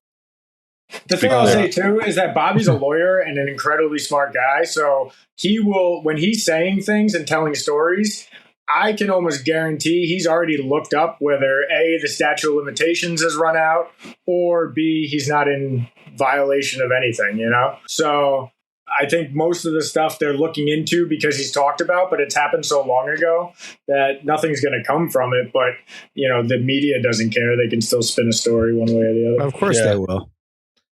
All right. So overall, so that was the hunting portion. Well, no, we had Tom's birds. Let's talk about Tom's bird. Tom's bird. We just took out. We took out the Harris hawk. So while Harrison was flying his birds, and once again, because these people are paying so much money for this experience, we're trying to show them different aspects of what we're doing, but we want them to see things. The last thing, some of these people, like Don Jr., is a hunter and understands that hunting doesn't mean anything's guaranteed, but these people that pay $50,000, they're hoping to see things. And if we can provide that, why shouldn't we? Right. So while Harrison was flying his bird, I had one of my assistants and we were grabbing some of the pheasants that we had to put out in front of where we were, just in case as they've walked through the woods and have been, beating brush, they haven't come across anything, so they can get the experience of what it looks like us working the woods. But eventually they're going to find something that the bird will be able to chase, and they can see the bird fly through the woods and how acrobatic the goshawk is and, everything like that. So once we were done, we brought everybody who hadn't joined on that little VIP kind of aspect that we went on with Harrison. So all the support staff. So now we're out with, instead of, I don't know what the number was, but Harrison was 40, 50 people. Now we've got 60, 65 people, something like that. So we go out, we get to where we were further into the woods where I put some things out. We picked up a pheasant. The Harris Hawks went after it. Chucker, I had in my bag. I just chucked it real quick. They grabbed it. And then we were able to kind of show off how the Harris Hawks work together And then mainly what the Harris Hawks are there to do is allow people the opportunity to get a little bit closer with the birds. I don't know how I want to word this, but possibly give them some food. Right. And so just so that people could take pictures and just, put the glove on and get that experience. So that's what we brought the Harris Hawks out with. It's nice having two with so many people. So pretty much everybody who wanted to throw a glove on could get that experience. Don got the bird without any prompting, just came and flew down on his head, which my Harris Hawks have a tendency to do. It made for some great photos too. Yeah. I mean, honestly, with my other programs, that's mainly what people really want to do, is just have the experience of like a bird flying down to their fist and like feeling what that's like, feeling what their weight is, what it feels like for them to take back off of their fist and things like that, which I think we all kind of remember when we first started working with the birds. Oh, dude, I remember it every time I go hawking, bro. It's intoxicating. Yeah. Bro, I get lit every time my bird takes a slip from the glove, bro. I get it so pumped, dude. Can't get enough of it. Shoot me up, bro. No, it was great, man. Tom, you did a phenomenal job. And I just just for the Falconers that are listening or possibly hate listening, I mean, like, you have people showing up. What was that car, Harrison? You looked it up. What was it? The Maybach. Mercedes Maybach sedan. It's like it's like a $500,000 car. Right. Good. So we have people showing up in those with dress shoes and dress pants. Like, we're not going and beating brush in the wilderness. Like we're seeing something. Like, something's happening. Like, and Tom is licensed to do whatever. So we're making it happen, and we're putting on a show for them. And with Harrison's bird, like, his bird is made, established. Harrison did a phenomenal job with the bird. But at the end of that trail, there was a couple baggies in a launcher just in case. And thank God we didn't need them, but we were ending with something entertaining one way or the other. And that's, I think, if you want people to get excited about falconry, just watching a guy, that looks like Inspector Gadget walking through the woods with a goshawk on his glove for 20 minutes. Like, that's not exciting. Like, so if Inspector Gadget and Pete Davidson got together and banged. Well, the spectacle becomes more the dogs doing what they're doing, trying to find the game, rather than what the birds are capable of doing. Because you might see them fly up to a tree, up to a branch, and then back down to the falconer's fist, but like, you're not seeing them take something out of the air or, crash onto something down on the ground or something like that. Yeah. That's a great point. So we also had the dogs out with us, and people got to see Teddy Moritz's dog and Lancaster Puppy's dog. And as Aaron takes a big swig. No, it was great. And Tom, the only thing that I regret about the whole event was if we didn't check that little strip by the shipping containers with the dogs before we went into the woods. I mean, we pushed Franny. I said we could throw the gas back up. We knew the rabbit ran that back that way. Yeah, Franny blew that thing out of the hole, and Harrison's bird crushed it. First of all, Franny's a rodent, basically, essentially, and she pushed two out of the hole in like no time. And see, but it's just one of those things. It's like, we could try to do that, but when you have 60 eyes on you and people that paid $50,000 to be there, like, you don't really want to like take the chance. And we did, though. I mean, we were working the dogs and running them, and it's funny because as this always goes in falconry, right? As all of our falconers listening, as Harrison's bird is making passes at that squirrel in the tree, Ginger opens up, right? You remember that, Harrison? She opens up like all the way behind us and starts pushing a rabbit or a squirrel back the other direction while Harrison's bird is chasing. So it's like, it could have happened, but it's hard to predict it with an audience, especially the best play of the day was, I don't know, one of Tom's employees, that young kid who's becoming a falconer, I guess, is building a meal. Yeah.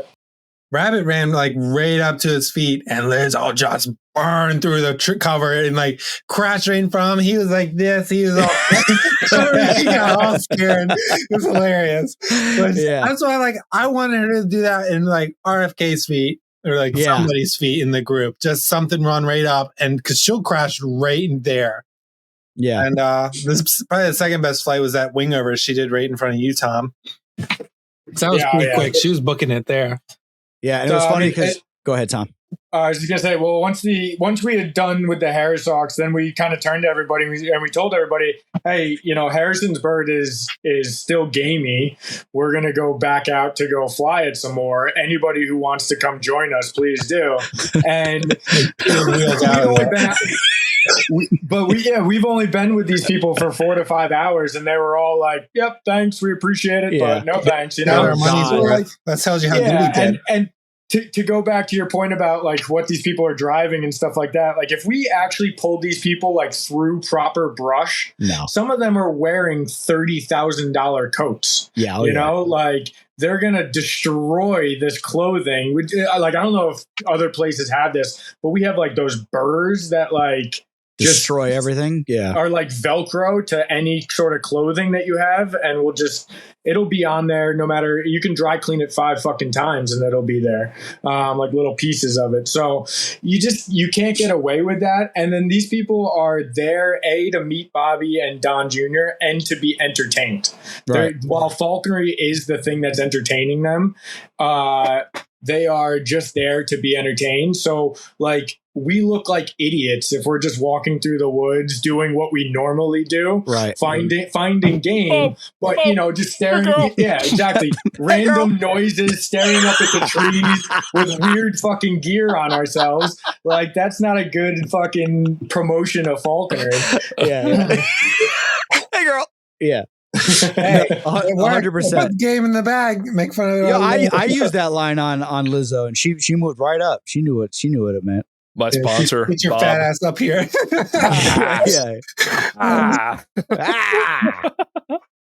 No, it was we do some stupid shit out there.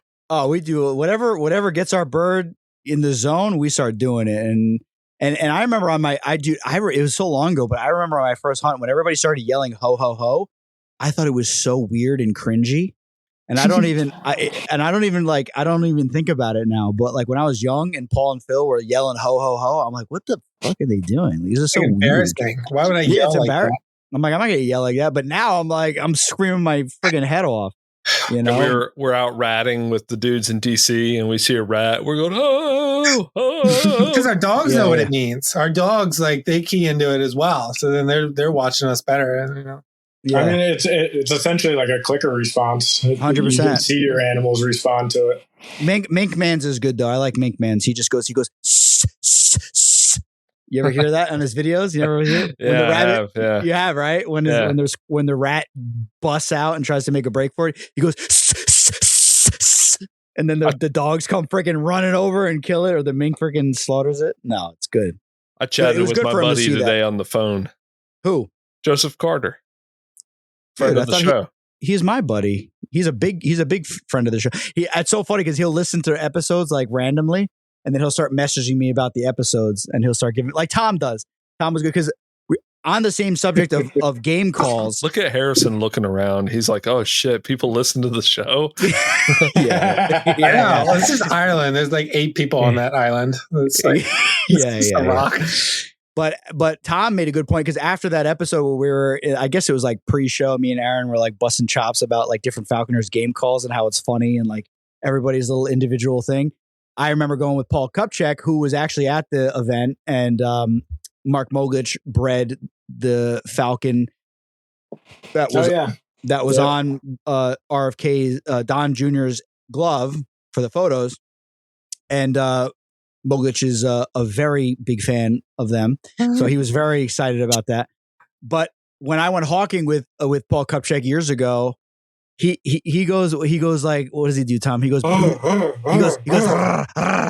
like, what's this guy doing? He's having a stroke, and he's getting horned up out there. He's getting horned up, dude. He's just like me, bro. And Latinas, yeah, he's calling it Latinas. And Tom messaged me like just randomly, and I'm like, oh, he must have listened to the episode. And Tom goes, the reason why Paul does that is because that is a similar noise that a bobcat would make. Right? You said something like that. And I was like, dude, I'm like, that's super interesting. He was like trying to like put the fear of God in those rabbits to get them to bust out of there. If you've ever been around big cats, they make that like low rolling kind of like, even like tigers will make it like real deep. Yeah. I've got a hunting spot that's like 2 miles as the crow flies from a big cat rescue. And if you're out there in the evening, you can hear the fuckers doing that. That's scary. Yeah, the lions are crazy. That's terrifying. Yeah, dude. No, they go. You ever hear them? That's what they do. Yeah. Bro, it's like a horror movie. You guys come down here, we're hawking there just so you can hear that. Oh, fuck yeah. How far is that from the friend of the show, Chess? Oh, 30 minutes maybe. Dude, that's that's so crazy because he was like, what did he say?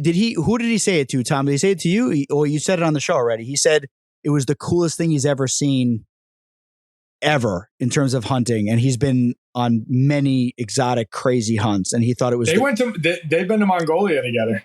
Yeah. And saw the eagle hunters, and they said our thing that we did was the most exciting thing, or the most fun thing that they've done. So, I mean, that could be hyperbole. They might say that to everybody they meet at the end of the day.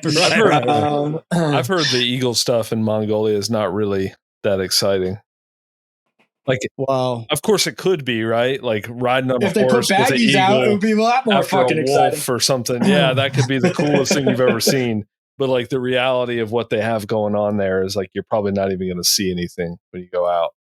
Well, half the videos that I see that pop up online, it looks like a baggy wolf or fox, to be honest. Duct tape over its mouth. Yeah, it doesn't look. Like it doesn't look healthy. On the end of a string on the ground or something. Yeah. Some guy's whipping it with bamboo or some shit. But all right, let's just be real. If I went to Mongolia, right, and I've hooked myself up with a tour, I've gone out there. I've seen golden eagles. I've seen guys handle them. I've actually seen guys handle them on horseback. I want to see that golden eagle, even if it is a baggie, how it grabs onto that fucking wolf. Like just how like it your situation. With it. Like, yeah. You paid $50,000 to go see the golden eagle. You're going to see it kill something. I better see something. You're fucking right, I am. I'm not just out here to drink yak milk and shit in a bucket. I'm here to see some shit. Maybe you are. Yeah. I'm here to do like some traditional wrestling, like slap my belly in the middle of a ring or something. No, that's Mexico, bro. You're getting them confused. India they smack each other, and then Mexico they have like a group of people and they beat the shit. They wrestle in Mongolia for sure. Do they really? I made up the slap in your belly thing. I think every country has something like that. I saw one in South America where it's just like a bullpen filled with dudes just beating the piss out of each other, and it's like a competition. And then in India, those videos are hilarious where they jump in the air and then smack each other in the stomach. Haven't seen those. That? Dude, my algorithm is all friggin' messed up. Bro. Yeah, I'm looking right now. Mongolian wrestling, known as Bach. I don't know. I think words are 30 letters long. Phil Aaliyah will take every single one of them. Yeah, we need to bring Phil over there, and I think we bring Phil over there. We bet he'll be the chieftain of the village. The chieftain. He'll have 50 yaks in a hut by the end of the competition. All their wives. Dude, that's the last thing that guy needs right now. I think he needs some more kids. That's what I think. I think he's tapped out. That's hilarious. Shout out to my sponsor, D1, Virginia State. Tom, West Virginia, sorry. What do wealthy people eat? So you fed them afterwards? What'd you do? Get some beans and weenies going? Small humans. No, yeah. Yeah, after the whole flight was over, they all went to Bohemian Grove after. Yeah. They were like, how about we let the birds fight? We all bet on it. No. And they just did their Jeff Bezos laugh. No. Just kidding. Normally, I got Aaron with that one. Aaron's laughing. That was a good one. Sorry. Normally, when we do the RFK events, he will head down to the city, and the people who have paid for the event will have a night. Like the people that stayed here, they stayed at like a local resort hotels that we have in the area the night before. And then the next night, I think they stay in the city. And Bobby, they meet up at some nice restaurant down in the city and they have dinner with Bobby. So our Don Jr. has a house about an hour and so away from here. That's like right in the foothills of the Catskills mountain range that we have here. And it's like his hunting house. He's right on the river. He do his fly fishing there. And he was heading up there to go record a podcast and go do some hunting with his buddy. So that's where they will have to go to from there. But Bobby was heading down to the city, I believe, to go have dinner with the people that paid big money for this event. Does he got snowshoe at that spot? What'd you say, Harrison? Does he got snowshoe at that spot? I very eloquently schmooze him a little bit. I'm like, I live 15 minutes away, you know. And he said it to me. He's like, dude, he said it to me, and he said, and to Bobby, he's like, I understand the pageantry of this, but he's like, can we get out on a real hunt one day? And I was like, dude, let's go. And he actually commented on my reel, which is pretty interesting. Oh yeah, let's talk about that. So oh my God. I'm not sure about Tom. Tom's not a big social media guy. Harrison and Casey, they both copped the Don Jr. follow on Instagram. Oh, very nice. Yeah, sure did. He's probably already followed me. He's like, it was a charity follow for Harrison. Yeah, make a wish. It was a make a wish. It was a make a wish. No, he said it, dude. He said it to me 3 different times. He said, we got to get out on a real hunt. And well, they said hunt down North Carolina, and I'm like, who the hell wants to hunt in North Carolina? That's what I said. Apparently, this guy. Don Jr. said hunt in North Carolina.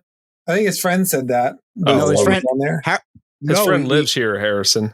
I know that. Yeah, I think he's got property too. Dude, they are like the epitome of the show. They run bears with hounds.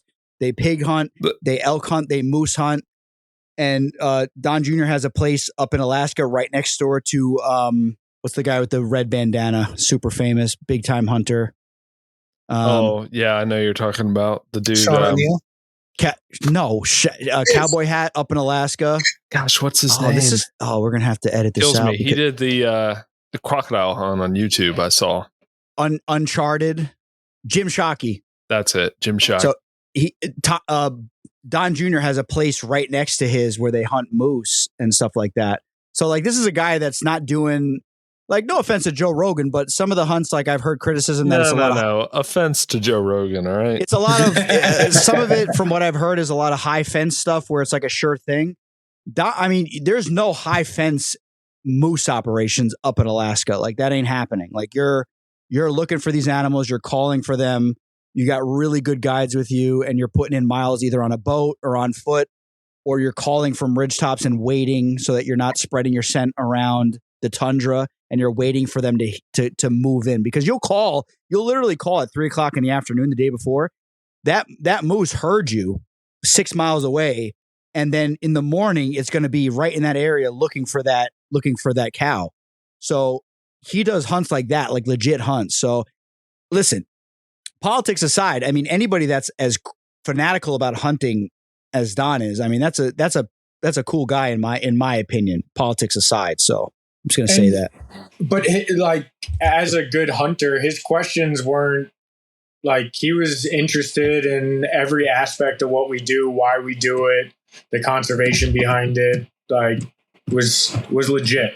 Yeah. Like, and you it didn't feel fake. It felt very legit. Yeah.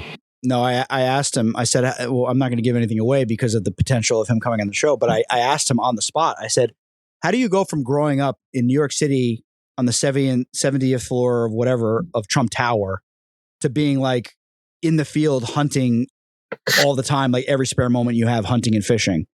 And then he kind of broke it down for me with like his family background, and he went to their original country, and his grandfather took him on a couple hunts, and it kind of like, and I'm telling you, man, like when the hunting spirit gets inside of you, it's like this primal thing that you feel like you need to do and like you have to do it.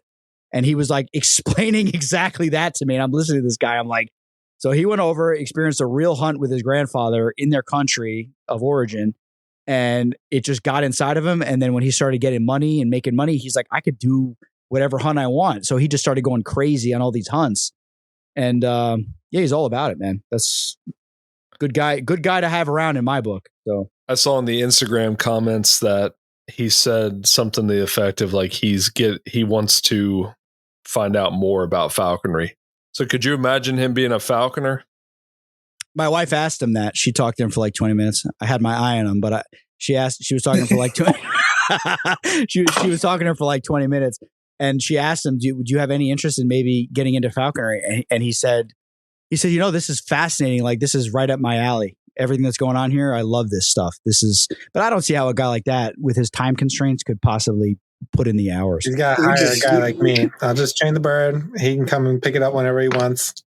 There you go. I mean, you're close to DC. Be humble. But I think having friends like him as a hunter, but also somebody who passionately enjoys falconry and like wants to kind of, almost like Bobby have some falconry friends in his life so that, he can A, show us off to his buddies, and B, get out and enjoy it when he can. That's not a bad thing for us to all have. Definitely not, man. 100%. It's 100% a net positive. Baggies or not, it's a net positive for falconry. and people, yeah, I mean, it's just the whole it's just people that they are just grasping. And I'm not just saying this because I was part of the event, but it's just purely people that just hate the Trumps. And I get it. Like, I understand the hate. I completely get it. I'm not invalidating anybody's point of view. I'm just saying, like, I don't see anybody on the left that's as fanatical about hunting as the right, in my opinion. And I just think Tim Walt's pretty cool. Yeah, couldn't load a shotgun apparently. And Harrison got the best pictures and videos of the whole friggin' day. Literally. I haven't seen this video. You guys, Don Jr. was saying this bird's a better hunter than Tim Walls. Where have you been? Last I checked, 200. What, Harrison? Because we're collaborators on it. Was it 225,000 views on that? Really? Yeah, it's really spiked up. That Teddy video is almost at 1 million. It's like 30K views off from 1 million. So I just want to point out, and I think you shared this on one of them, Casey, but I don't know if you got it, but he said the line first, and it was like perfect. Yeah. And then everybody that was there just busted out laughing. Yeah. I haven't even seen the video, but it was just a great line at a great moment, Yeah. Yeah. Like that Tim Waltz video of him loading a shotgun. I've seen it since we did the event, but at the time I had no idea what he was talking about. But it was just a great line at a great moment. And then we didn't have the cameras rolling at the time. Yeah, I told him. So Casey was like, "Hey, just real quick, say it again." Pretty please, and that's where we got the second one. Yeah. No, it was good though. The second video. And he didn't get pressured or anything. He goes, "All right, you want me to do it again for the video?" Yeah. All right. And he just says it again. Boom. Like, I mean, it was just like one of the guys. It was just like, "Oh yeah, you want me to hit this again? Let me do this." Yeah, it was. It worked out great. It was just a great, and like I'm sure Casey and Harrison, we went out to dinner afterwards, and like we could all like feel it, but you could definitely tell that like the anxiety of the day was like falling off our shoulders. And I think Casey probably like 12 times was like, "This is a great fucking day." Yeah, no, it was because like if I have a bird, I was trying to get the North American down to weight for this event, but I just think with her temperament and her subspecies of being more high strung, I think that if we put some game in front of her, I think it would have been a phenomenal show because of the way that a North American moves in contrast to an Albitus cross. I think it would have been phenomenal for people to see that, but I couldn't take the risk. And she was like acting sketchy with me in the yard, you know what I mean? And I had her on one hunt before then. And it just wouldn't have been that entertaining. So the new bird, I tell Harrison all the time, the bird that he flies is the easiest goshawk you can fly. So No, I'm just kidding. But they really are very chill around people. They really seem to not have that fear and skittishness that like the North American has. They seem they know really people like should be afraid of them. exactly living on the tundra in Russia. They're like, bro, I'll kill you and I'll literally eat you. So that's like just their whole mindset. Makes sense that they divided them into a different species. Tom, they didn't. Because if the Fish and Wildlife Service hasn't caught up yet. But if they catch up, then me and Tom are doing shows with Albertus goshawks. No, but that's a question that I had for you, Tom, because you're really, you're my go-to guy for breeding and stuff like that. And my sponsor, Phil, had this opinion because when I first got my first Albertus cross, freaking thing, just like as soon as the weight started coming down and we started like getting entered on game, the Karen bird, she like just went from 0 to 100 spinning around on me and going straight for my face. And he's like, I've never, I've flown however many, 25, 30 goshawks, and I've never had, and all North American. He's like, I've never had one spin around on me and try to go for my face. And then over the years of like us, Phil flew one of my birds. He flew another guy's bird that he gave to him to fly for a season. So Phil is kind of like understanding, like they're kind of like the way they act. And he kind of had a thought that was a great question that I wanted to ask you. And it's a good platform to ask you. Do you think that the lack of genetic diversity in the Albertus goshawk population in the country, do you think that there's a possible like inbreeding kind of thing where they're getting this weird like face grabber, hyper aggression thing, or you just think it's just their genetic makeup from where they're from? It's a behavioral question, which I probably am not the best to answer for because of less experience working with, especially the Siberian goshawks. Right. Having listened to you guys and other people talk, compared to the North American, those Finnish birds, like you've heard people say, their nests are like right inside of city parks and stuff, like almost like a red tail or even like a red-shouldered hawk. Right. So that like clearly I think is part of their genetics. And then, I mean, birds are a really hard thing to see. Like with like racehorses, like you can breed down a certain line, and while maybe not all of the horses that are bred off that line become world champions, you can see certain characteristics that are representative of those parents. Whereas I feel like with birds, like clutch to clutch, you just get like almost like kind of, I don't know, like I was going to say puppies, but even that's a little bit not the same. Like I can sell a whole clutch of whatever bird it might be. And some people are, this bird is the best bird I've ever flown. It just does everything right perfectly. And then other people are saying, this, that, and the other thing. Now, not every falconer is the same. So whether they're getting the same treatment, everything like that. It's hard to like specifically point it down. Like I would say with like horse racing, like there's like general practices that almost all of them follow as far as this stage, this horse is doing this point. And, almost every barn has its like processes that are not too dissimilar. Whereas with falconers, one guy's way of doing things is completely different. And it could be that like a bird's personality meshes well with the way one guy does it.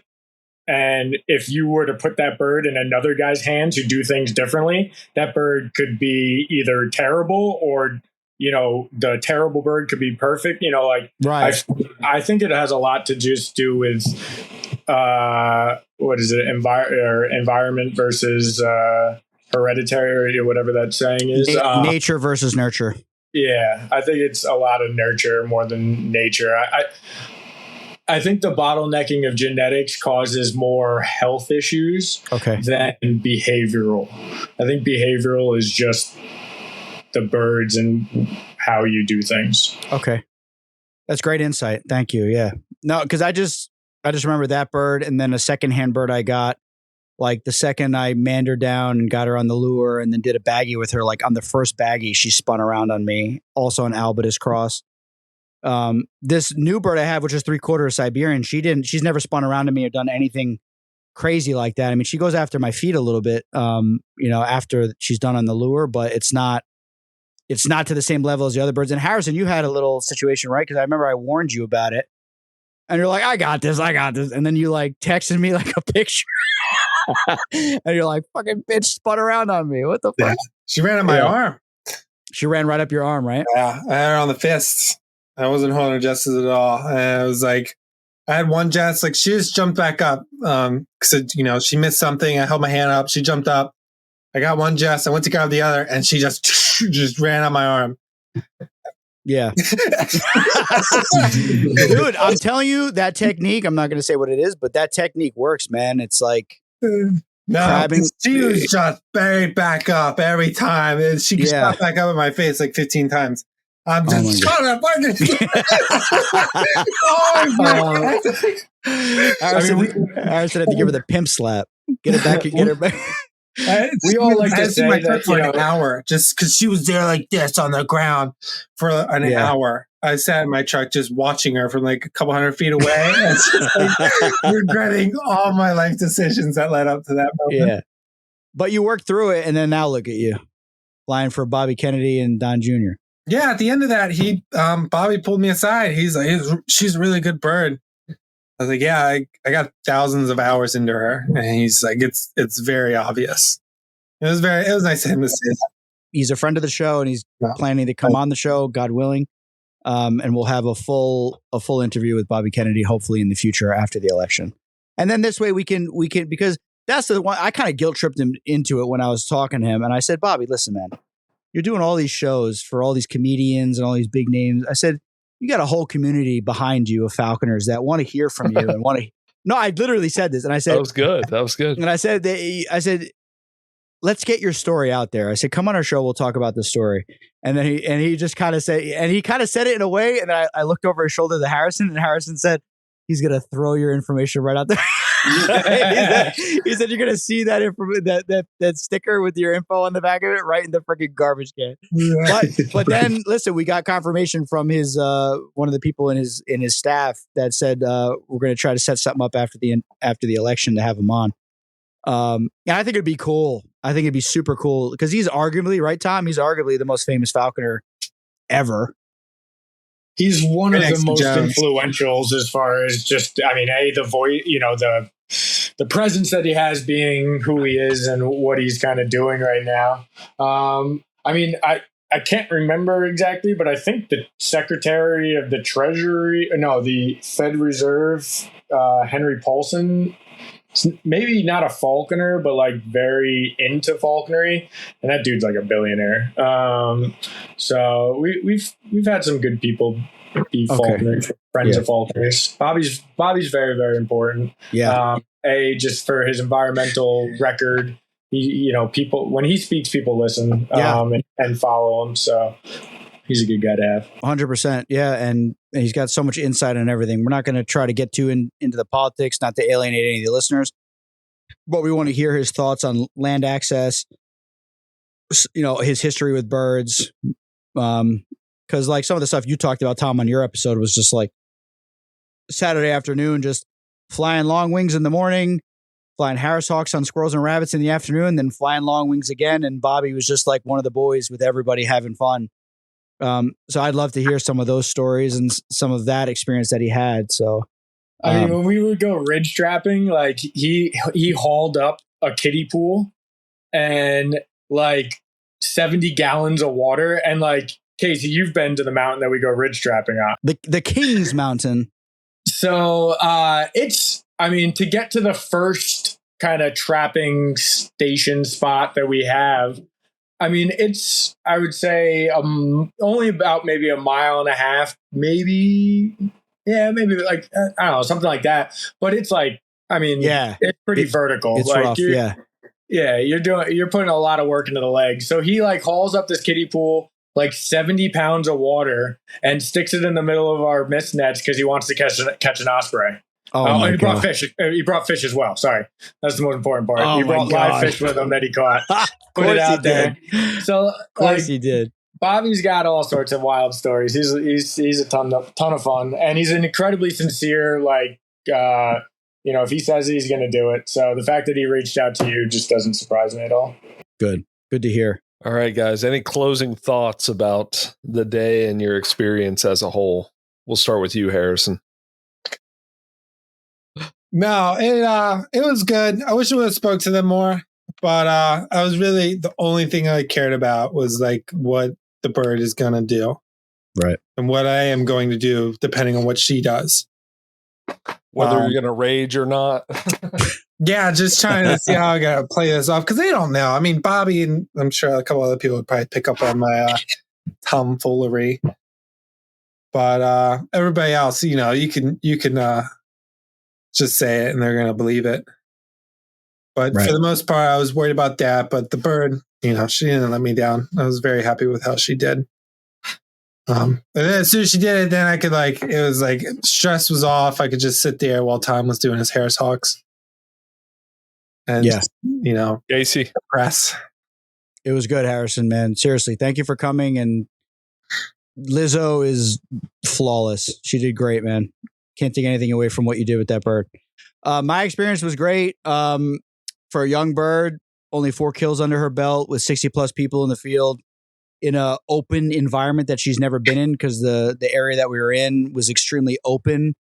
For example, you can see from the field that we were having the event in, like where the food was at and the pavilion and stuff, you could see, what would you say, Tom, maybe 3 miles across that flat landscape to the other side? Depends on what direction you look in. In one direction, you probably see almost 7 miles. Probably 7. Yeah. So it's just completely flat with ditches. Tom, we got to hit those ducks this year.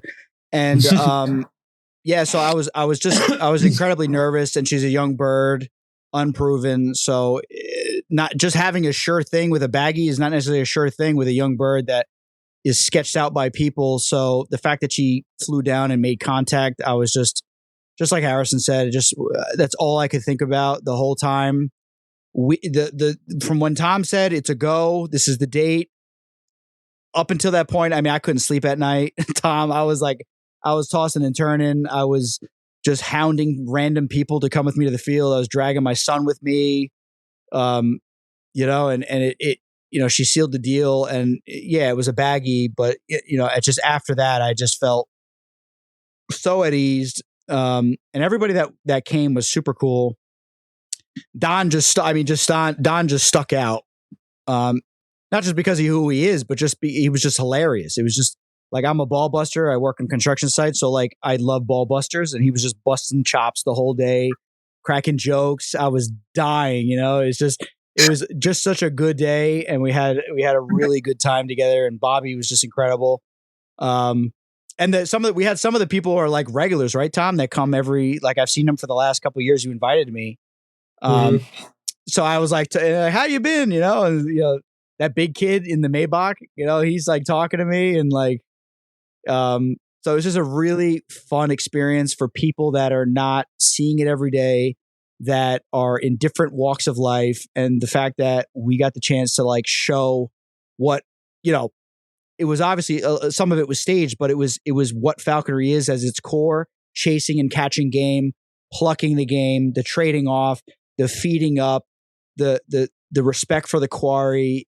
It just made the whole day, it just felt really good. And we had another influencer there that has 1 million plus followers, and she was putting it out. So it's just cool to represent falconry. Not that I'm necessarily the best representation, but it was just cool to give those people an experience of falconry that they can share with other people in their atmosphere that could possibly protect us in the future by more people knowing about the sport. So that's what I got to say. All right, Tom. It was an absolute pleasure to do the event for, obviously Bobby, I've known most of my life. So he's been a mentor for me. So he's just a good friend of me and my family. So anything I can do for Bobby, I will pretty much always do. Meeting Don was a pleasure. Like I said, it doesn't matter what my politics are. I just treated him like another human being, and he did the same for me. And it was a pleasure meeting him.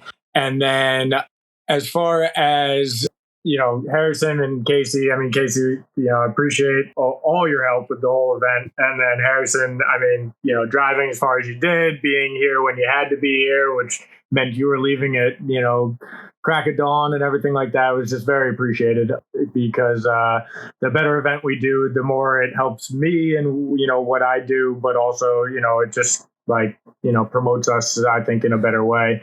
To talk about your episode this past week, you guys had the New England Naturals on, and you were discussing social media and things like that. And as Aaron pointed out earlier, I'm not very big on social media, but I do falconry education every day. And for me, that's the best way for me, I think, for me to do it, is just being right in front of people, allowing them to ask me questions. Sometimes the answers I'm giving them isn't necessarily like what exactly we do, right, but it's the answers that they want to hear, as far as I will make things PC for people's ears, just to, not dissuade people from what we're doing, but to get them on board, right? Get them, looking at falconry as being this very positive thing, both, in just many different directions, as you guys all know and talk about, just what we can kind of do. So, while it was Bobby and Don Jr. were the standout people in this thing, I have no idea who the people were that paid the money that they did, and they could be equally as influential in whatever sphere they're in, Right. And those spheres could be influential on us and what we do. So I think more people should try and just be open to bringing people out and, meeting them, seeing what they're about, and, going out and enjoying some falconry. And, like I said, if you're getting upset about baggies and stuff like that, go fuck yourself. Right. Well right. said. Yeah. A show. It's not like. Well said, Tom. Well said. It's a show. We were there to put on a presentation. We're not dragging people in suits through the brush to find real game like we all do every single day. We're there to show them what these birds can do in the right setup, and we choreographed the setup, except for Harrison's case, which was like, it literally could not have gotten any better. Like, it could not have gotten any better. You could not set that up any better. It was, I can't say it enough. It was perfect. Not only the differences between the bird that they just saw fly and then the same exact subspecies in a completely different environment, just completely demolishing that squirrel in beautiful fashion. They just got to see it all. And then they got the Harris Hawks, just one-on-one, flights to the glove, or allegedly whatever it was that we did, feeding them, training them, flying them. More personable, because Harris Hawks, as we know, are much more personal. It was just a really good freaking day, man. It was a good day.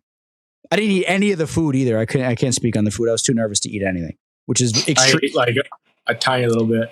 I was too nervous to eat anything, and that's very, very off from me. Normally I would have pounded everything that was there. You sure was it your wife there? She thinks she would let you do that? No. And I just want to clarify that I can run faster than Harrison Dalby. So let's just clarify that. Wow. Nobody believes it. They're like, it's almost nobody believes it. I'm just curious who gave 100% effort on that run. It was Casey's bird and Harrison was being nice. I don't know. Harrison being nice. I think anybody knows Harrison knows that he's not one for charity. Charity. He was just so nervous. He was just like, "Fuck it, I'm out of here." I'm fucking running with Casey. Said no one ever. I watched him hit my head on like every ceiling fan in his house. In my Hobbit house. Yeah. With the round door. This guy looked like Gandalf coming to my house. That's hilarious. That's so good. That was great, man. And listen, I just as a co-host of the show, Aaron's leading the charge on this episode, but I just got to say to the audience that, like, you gotta everyone's gotta just take a deep breath. Like, we can't attack each other for our beliefs. Falconry is universal, and I think that we should just allow, if somebody finds an interest in it and they want to get out on a hunt, let's not just, message me and curse me out, whatever, that's fine, but you don't have to publicly bash everybody, because it just makes the community look, disconnected, and it makes it look fragmented. We all get triggered. I'm sure we've all seen something that gets us all fucking fired up. Yeah. But my best advice is, if it really gets you that pissed off, just take 5 minutes. And if it's worth it for you to go back and fucking open it all back up again and then write your comment, fucking leave it then. Right. But I think for most people, and especially for me, like, fucking on to the next thing, Right. Right. Everybody, like you said, just needs to take a big deep breath and chill. Yeah. Yeah. And just on the same point, I already said it in the beginning of the episode, and I'm going to say it again. I don't see any other big name, influential political figures that are interested in falconry other than the two guys we're out on a hunt with. So if they want to get out on a hunt and they want to put it on their platforms for their audience to see, then by all means, I'll take you on a hunt. And like I said, if Tim Waltz wants to hit freaking opening day of pheasant, wherever the hell he lives, I'll take him. I'll catch some pheasant with him. Or I'll take Harrison. Harrison will catch the pheasant. So it doesn't matter to me. Like, and that's why I invited Harrison. This is not a competition thing. And, the next events, if Tom says get some good falconers, if you got a bird that's ready, rip rearing and ready to go, let's freaking go. Let's put on a show for the audience. And that's all it comes down to. If your bird fucks off, you will be publicly shamed on this podcast. Yeah, exactly. It's up to you. If you're telling me your bird's ready to go and it ain't, you are banished to the shadow realm. Excuses. No, it is what it is. And it was pretty much a flawless day, right, Tom? I think it went very well. Yeah, I agree. Yeah. All right. Well, thank you, gentlemen. Our pleasure. Thank you, guys. Good seeing you. Thanks for having us, Aaron. We appreciate it.